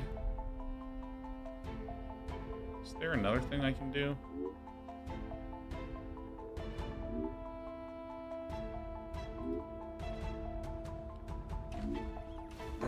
Ah, interface.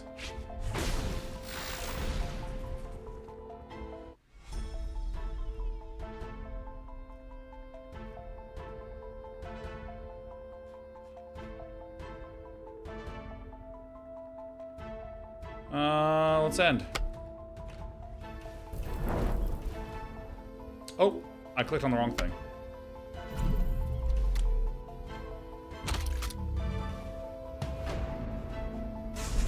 And Mega Tay in chat, I am seeing some of your statements about your thoughts on games.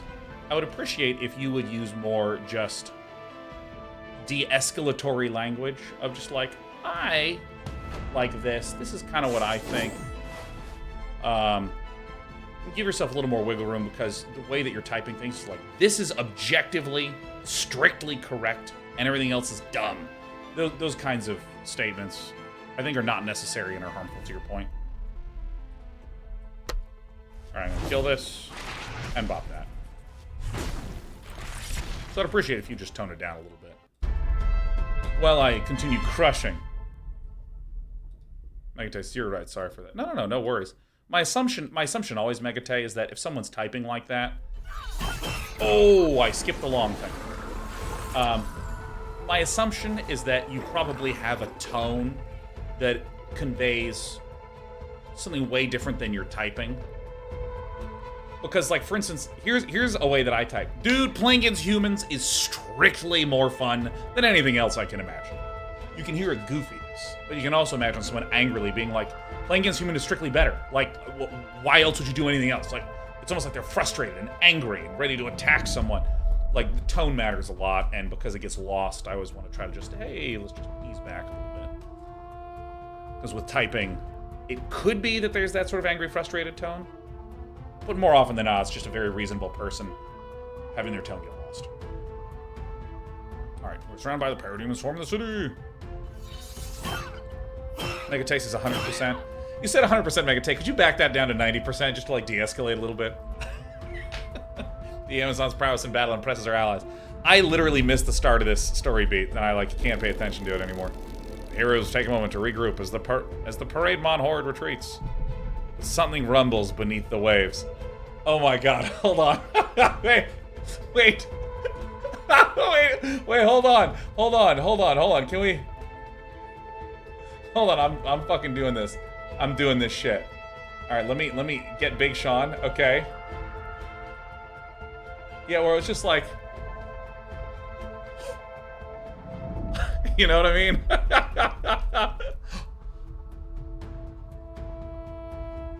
I guess my arm needs to be more back like that. Oh!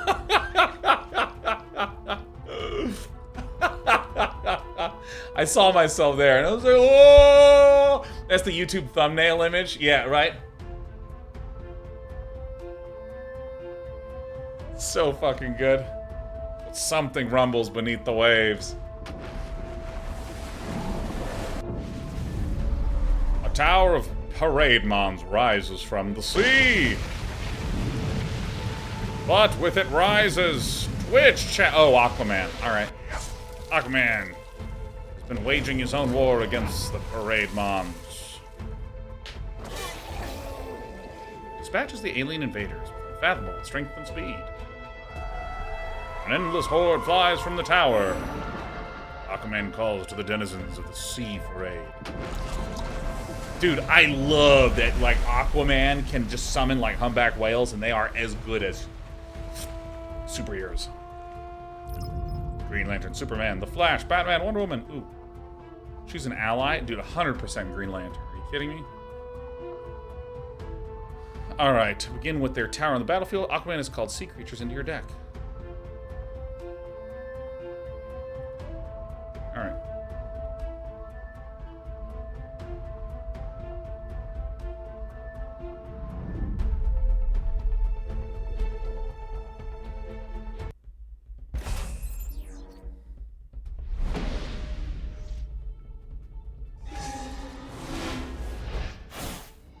Alright.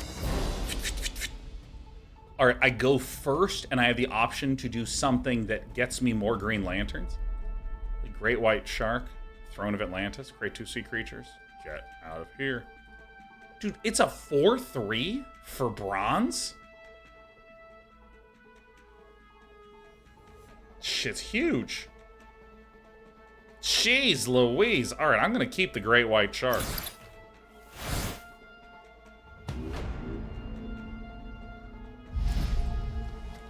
Let me pay this to give Simon Baz and a thing.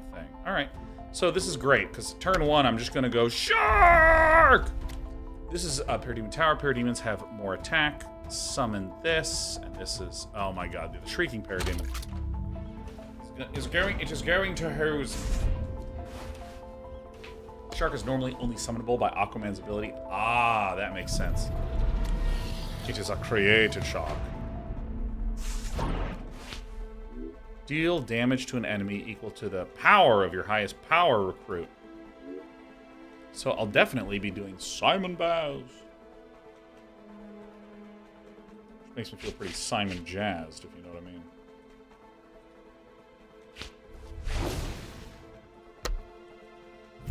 Brightest day, blackest night. I accept powering up my stuff.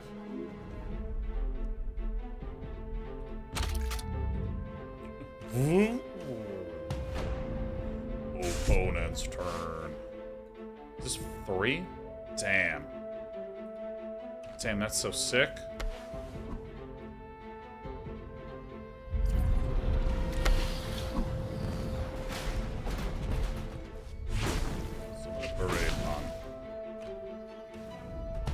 Alright, so, I mean, I'll be honest, I have the play. Baby shark. Baby shark, baby shark, baby shark. Do-do-do-do-do-do. Alright, so we're definitely gonna play Kilowog. Except everywhere. So that means I can do this. I can do this.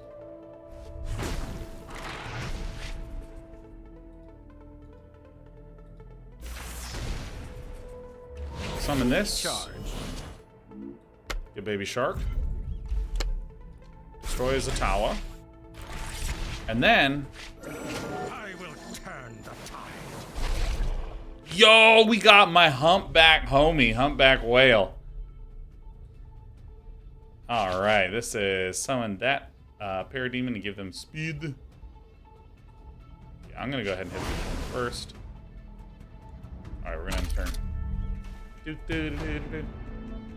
Actual, real, legitimate whale. It's crazy. Absolutely crazy.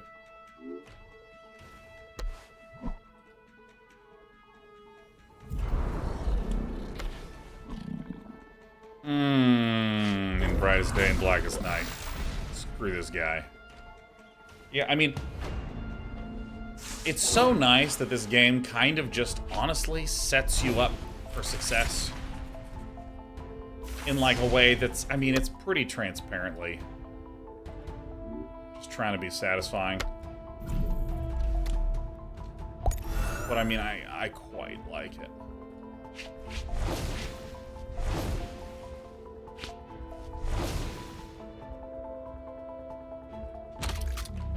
It's like why I like playing Heroes of Might and Magic too, man. Dude, it's 4:30 already? Holy shit. Well, time evaporated pretty quickly this time. Parade Mon Brute. Summon 3 Parade Mons. Alright. Let me tell you something. That joke is still funny. It's still fun. It's still funny. One of these guys have Hunter. 3 damage to an enemy. Alright, this is the game.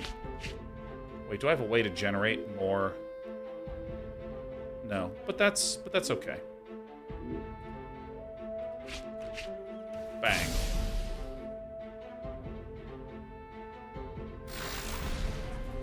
So it goes whooshy, whooshy, whooshy. All right, so this is some damage. This is some damage right here. Bang. I'll play the Green Lantern Cadet.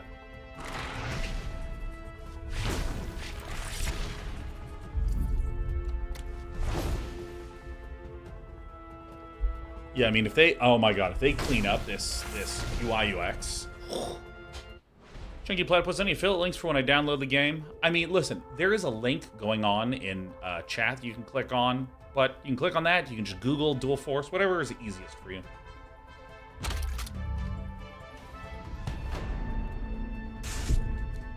I'm not too worked up about it either way.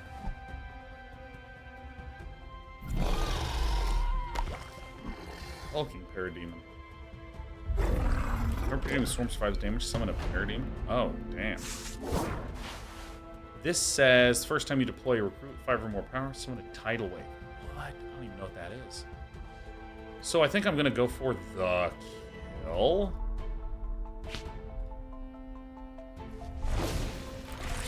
Consider myself charged. Bang. Bang. Bang. Bang. I'll charge this guy first. I will turn the tide. KO. Yes, Cyberwolf K9, I'm definitely doing the Path of Exile co-stream tomorrow at 3 p.m. Super excited about that.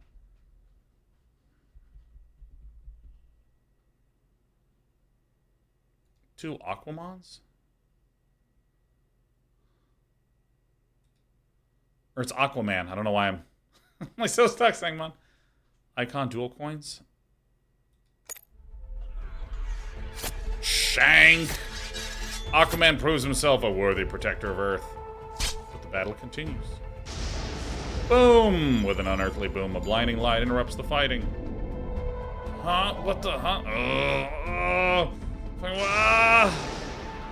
No! It's Darkseid! I am Darkseid. Oh! Dude, fuck yeah.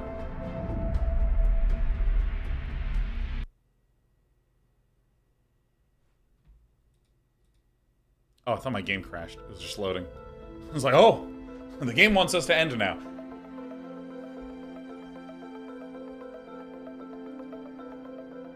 Oh, is that the only one? Alright, I want to go back here. Because the store, I understand that the store is... I mean, the most common one is packs. Oh, I see. So these are like expansion packs, right? So I assume that it is similar to other collectible card games where you release packs. And my understanding is that crafting is coming soon. Crafting being if you get duplicates in real life for cards, you could like sell them to a card game store or trade them or something like that. But in digital card games, if you get duplicates, they either have duplicate protection or you get a currency that you can use to like craft things.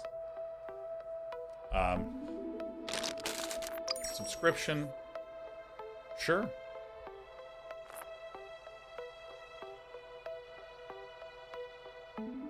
Dude.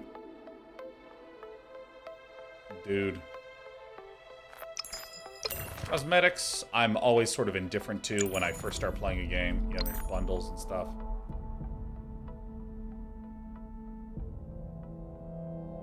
I mean, it's pretty vanilla, as far as I can tell.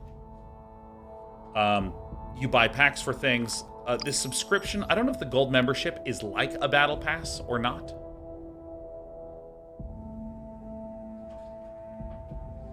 Is the PvE behind a paywall? I assume that it's a mix of free and paid. I don't know if that's a crazy assumption, but I assume it's a mix of free and paid. Because, I mean, like, going through that... Vilox says PvE comics are free each week, but backlogs will be behind the paywall if you miss any.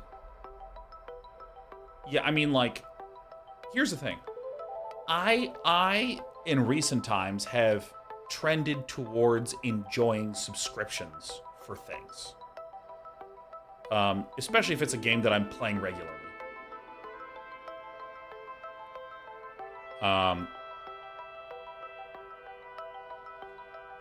And, like, for instance, if there's a game that you're playing regularly that has a multiplayer and single-player component, I mean, if it's like $10 a month, and even if I just, like, turn it on for 3 months, stop for 6, turn it on for 2 months, turn it off. Great. Yeah, because I mean, like, the fact that I have been playing for free for a small amount of time, and I have 166 out of 500, I mean, it's starting me with a pretty good amount of content that I have not even gotten to play all of. In fact, the last thing that I want to do is I want to do this Swift Justice combo, because I now know that I love Green Lantern. Unranked, go straight into battling.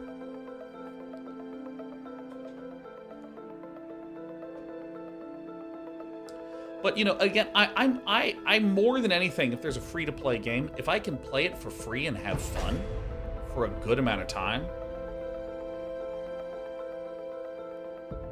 I am the kind of person where, like, if there's something I can buy for, like, $10, I'm just like, oh, well, I've enjoyed myself. Fuck it, yeah, I'll buy that shit. Wasn't that wasn't that Flash and not Green Lantern? Aegis Fang, you know, I didn't even look at who the characters were. I saw Superman there, but my brain is currently going red Superman, Green Lantern. It never occurred to me that there would be another character in there that would also be green. I mean, I know that the game specifically said that. Yeah, well, there's Flash. He's right fucking there. This is the game. Alright, so I'm gonna get rid of all my non-bronze.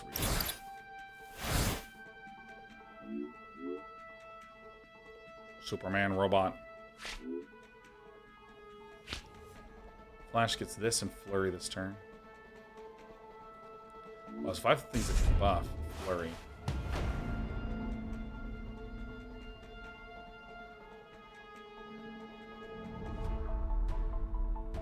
Oh, okay, so I see the combo. Shield. And let's see, Harley Quinn, we know all about. Lex Luthor, we also know all about. I'm gonna go hard on Harley because Harley is their card advantage engine. Yeah, trying to figure out how Flash works. Yeah, no, it's kind of funny. I said this before. I just like to go straight into the PvP. I have more fun hopping in, thinking I'm gonna be Green Lantern. Oh my God, I'm Flash, and then needing to just go from there. I enjoy that more.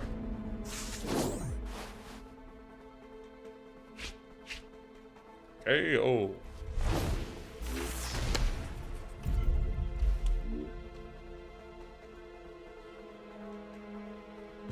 Yeah, weirdly, I enjoy that more than, like, looking and reading everything and then hopping in. Junkie Blackpool says, it's a very Flash thing to go in hard without reading. Exhaust the enemy hero. Okay. Alright, that's actually pretty good.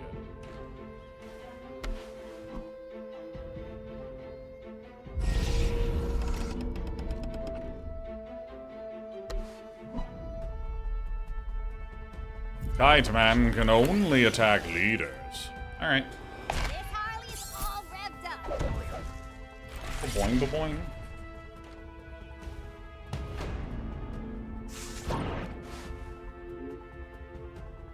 Jimmy Olsen. Hey, Jimmy.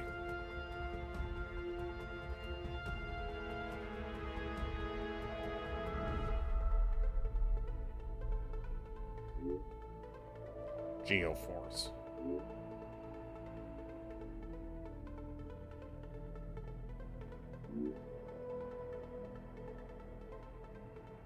I think I'm just gonna Red Tornado here.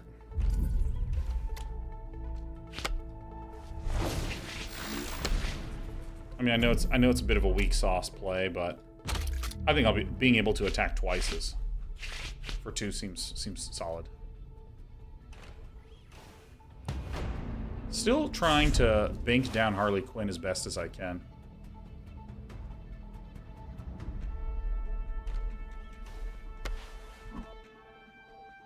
The paper. Ow. Ow! Oh my God! Ow!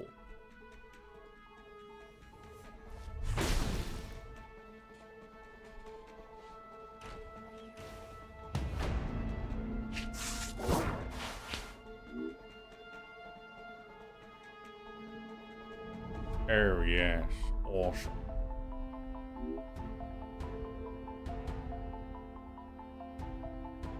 So I hit this guy, KOing it. I then set my sights on Harley Quinn.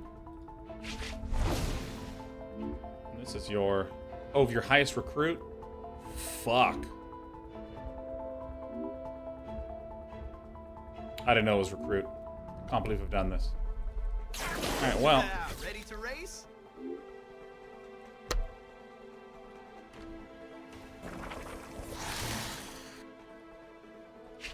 Oh shit, that's the wrong one. I'm trying to attack this one. Oh my God, everything is hell. Oh my God, everything is so bad. I am so embarrassed. Oh my God. Everything was bad. See, here's the thing. I thought this was deal damage to an enemy recruit equal to the power of your highest character. I was confusing it with this other card that was... Where is it? Yeah, give a friendly character +3 this turn. I have to make you a mistake. This Harley's all revved up. This guy's a real fucking turkey, you know that?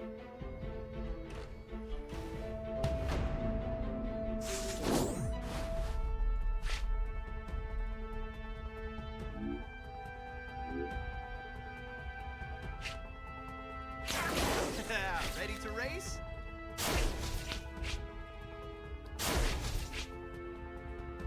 I'll never stop fighting. I mean, I could probably save this guy as removal, but I'm gonna go try to kill Harley because I think Harley's gonna be a little bit high value.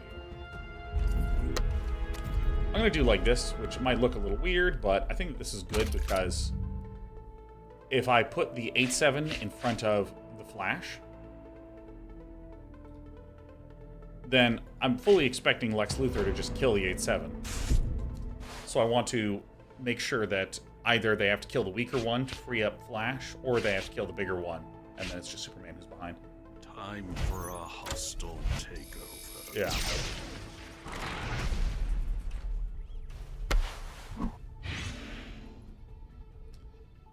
This is the game. Alright, this is the game. What can you do?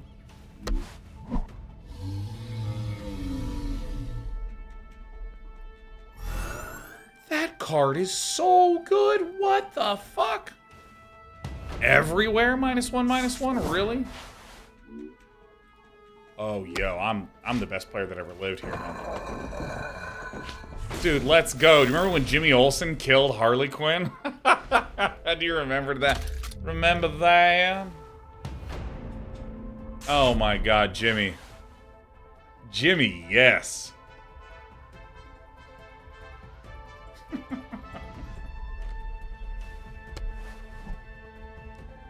After you play an Anarchy card, I just killed you. Come on. Harley is +2 this turn. Adrenaline Flurry. Alright.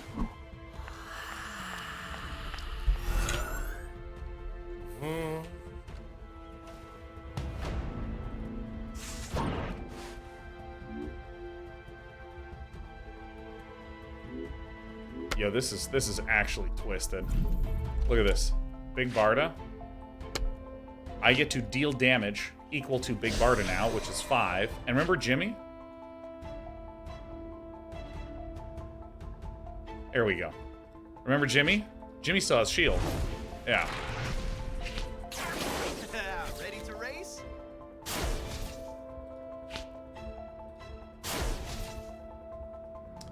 I'm gonna state what is a guess.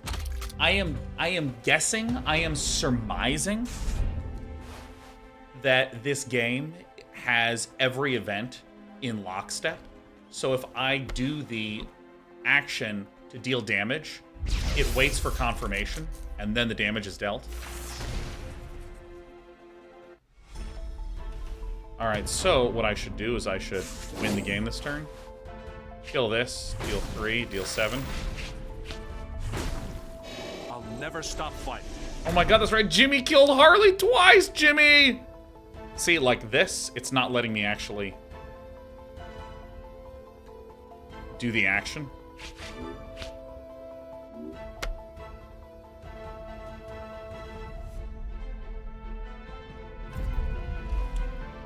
There we go. Superman kills Lex Luthor. You love to see it.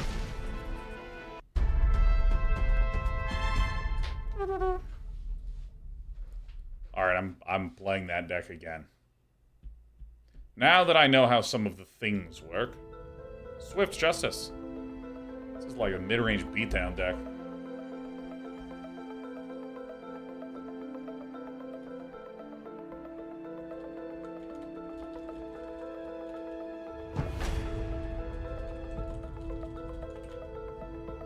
What are the TwitchCon dates?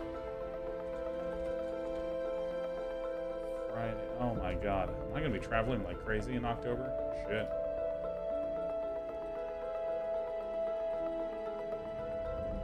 It is hot as hell in this house, man. I gotta contact my landlord after this. Do you have to take 2 colors? I believe so, Urbrand. I believe you take 2 colors, so you might do a red-blue deck, and then you have to put in 20 red cards and 20 blue cards.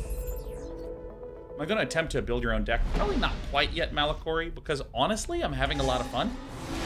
And if I do build a deck, I would probably do something like starting to slowly swap out cards. Vilux says you can go monocolor with 2 of the same leader. Oh, of course, right. Nice. Really nice.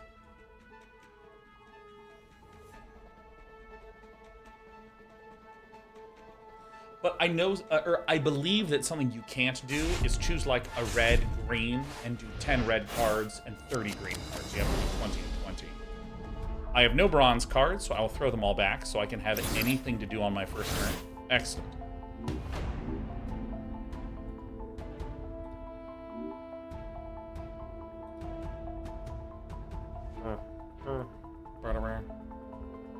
we start out with different mana values? Or is it literally just like the advantage that I get is I get 1 turn ahead on hero charge? Looks like that's it. Max Mercury. I guess I'll put this in the middle since it's guarding both anyways.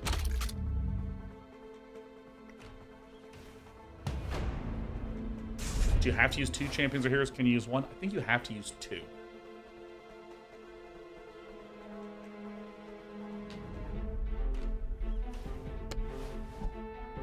Speed deploy. Ambush bug.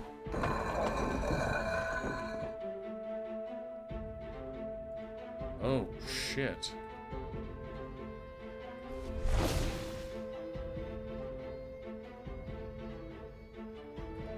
So this kills here, and then this deals 5 in.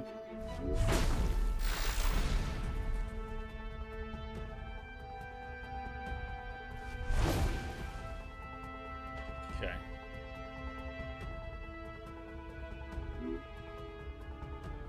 So I think I'm gonna try to bomb in on Flash, huh? Ready to race? So I'm gonna give Flash the good old 5. KOing this. I deal damage to this Sturkey here. Kind of an awkward draw. Supersonic Sucker Punch. Wow, Kong Keenan sucks, man. This guy's gonna come out as just a vanilla 7-1. Boo. Boo. Hot girl. She's affected by friendly action. Draw a card, man. I'm killing Hot Girl.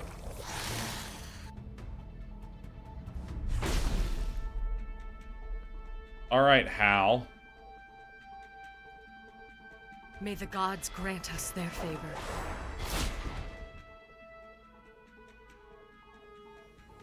Are you just whacking? Dude, I lost Flash early, but that's alright. My opponent only has 1 card left in hand.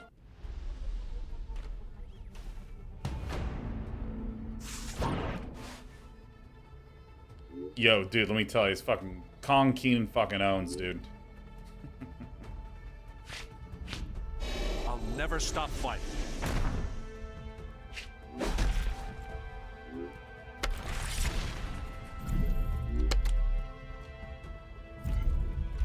Nice. That's awesome. Hell yeah, he's got a shield because we got old Jimmy Olsen. Dude, Jimmy Olsen does nothing but save me. Jimmy Olsen is just goated as fuck, man. Dude, Violet says I called MVP Jimmy back at it again. Dude, a 0-2 with shield is really good. He doesn't have guard, it's just shield. Look at him. Look at him. This is this is like those kind of selfies you see on Instagram when someone's like, my spouse is just so amazing. Take a selfie while their spouse is like fucking on stage or like working in the kitchen at their restaurant, you know? This is a real Jimmy. Absolutely stands for Superman. Alright, someone did fucking something here. Oh, yeah, that's right. Fucking turd. I get it. I get it. It's fine. This is the game.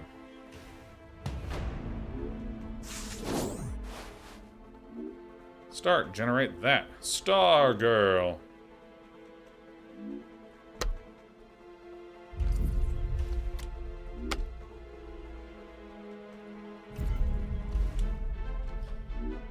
You have to go through me. I'm probably gonna put my gold gamer at the far back again. Stupid Flash is gonna kill my O2. Oh my god, Flash. Oh, Jimmy. Jimmy, no! So, I mean, my opponent has been low on cards for a number of turns. Oh, strike. Oh, you absolute turkey. That's fine. We do have this invincibility. Ready to race? Ready to race. Whoa. May the gods grant us their favor. This guy gonna kill Strike. Alright, that's great. 18 damage to the dome. Probably gonna double bonk this.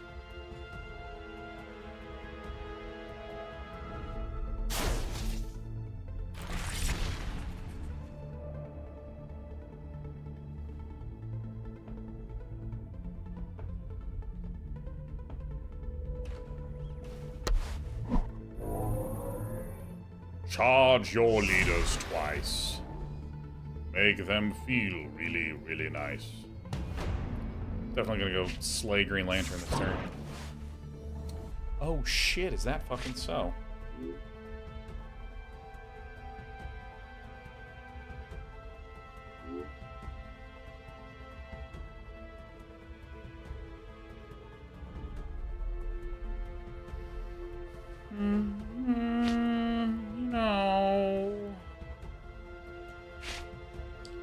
Should really kill Flash this turn. +4/+4 and invincible, damn. You know, here's what I think I do. I think I play this. Well, no, that doesn't work either, does it? Alright, fuck it.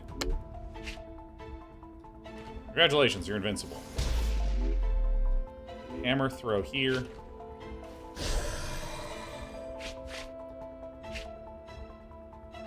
See, the UI is a little slow sometimes like this.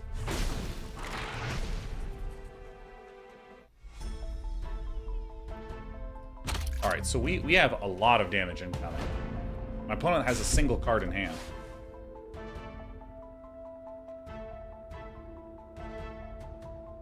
This is probably going to be our last game.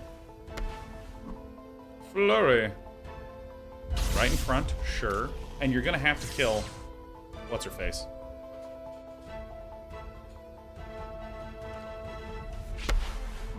Oh, God. Oh, God. 5 damage to 2 enemies. No! You bastard! My opponent has nothing. May the gods grant us their favor.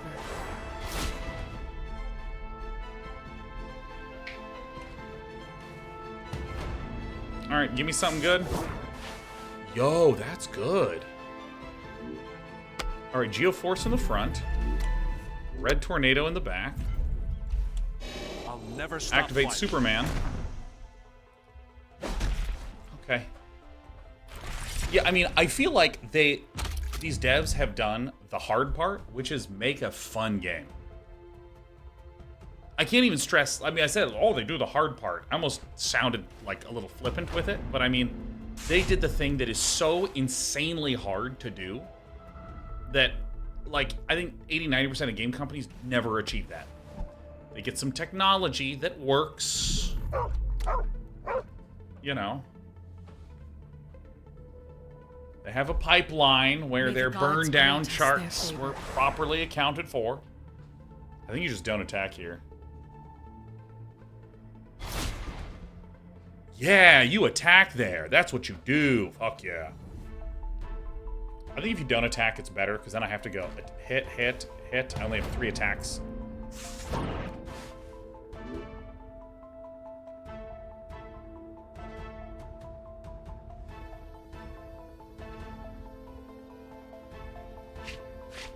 Bang.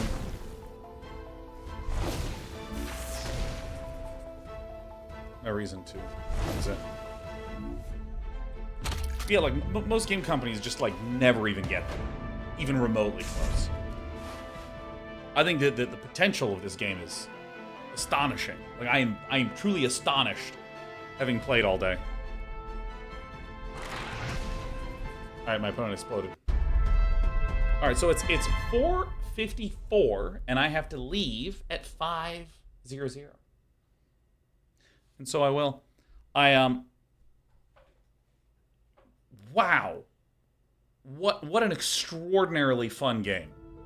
I didn't buy any currency, I didn't get any free promos. I just literally downloaded and played for free. And yeah, there was some lag and jank in the UI. And I think the UI UX could absolutely, frankly, just be redone, period. It's a little too visually loud and noisy and, you know, deserves a glow up. But like, wow, holy shit. So it's in open beta now, and just as like from a generic consumer perspective, I feel like I no longer have a sense of what a beta means. Whether it means you're really early in development, but you're just trying to throw it to people to see what the numbers are like, or whether it's like we're virtually done and we're going to ship in 3 weeks, and we're just kind of ironing out some final kinks before we go live. For me, I'm like, man, I'm going to be keeping an eye out for a few polish passes and probably diving in and playing regularly, if at the very least just for the, like, what do they call them? The single player thingies. Comics. Like, these were pretty marvelous.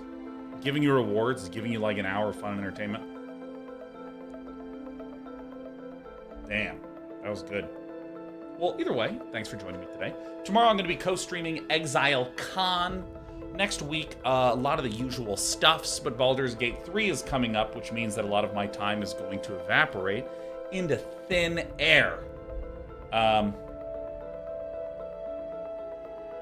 Good Lord. Life's awesome. Bye-bye. Bye. I'm gonna raid someone else who's playing this game.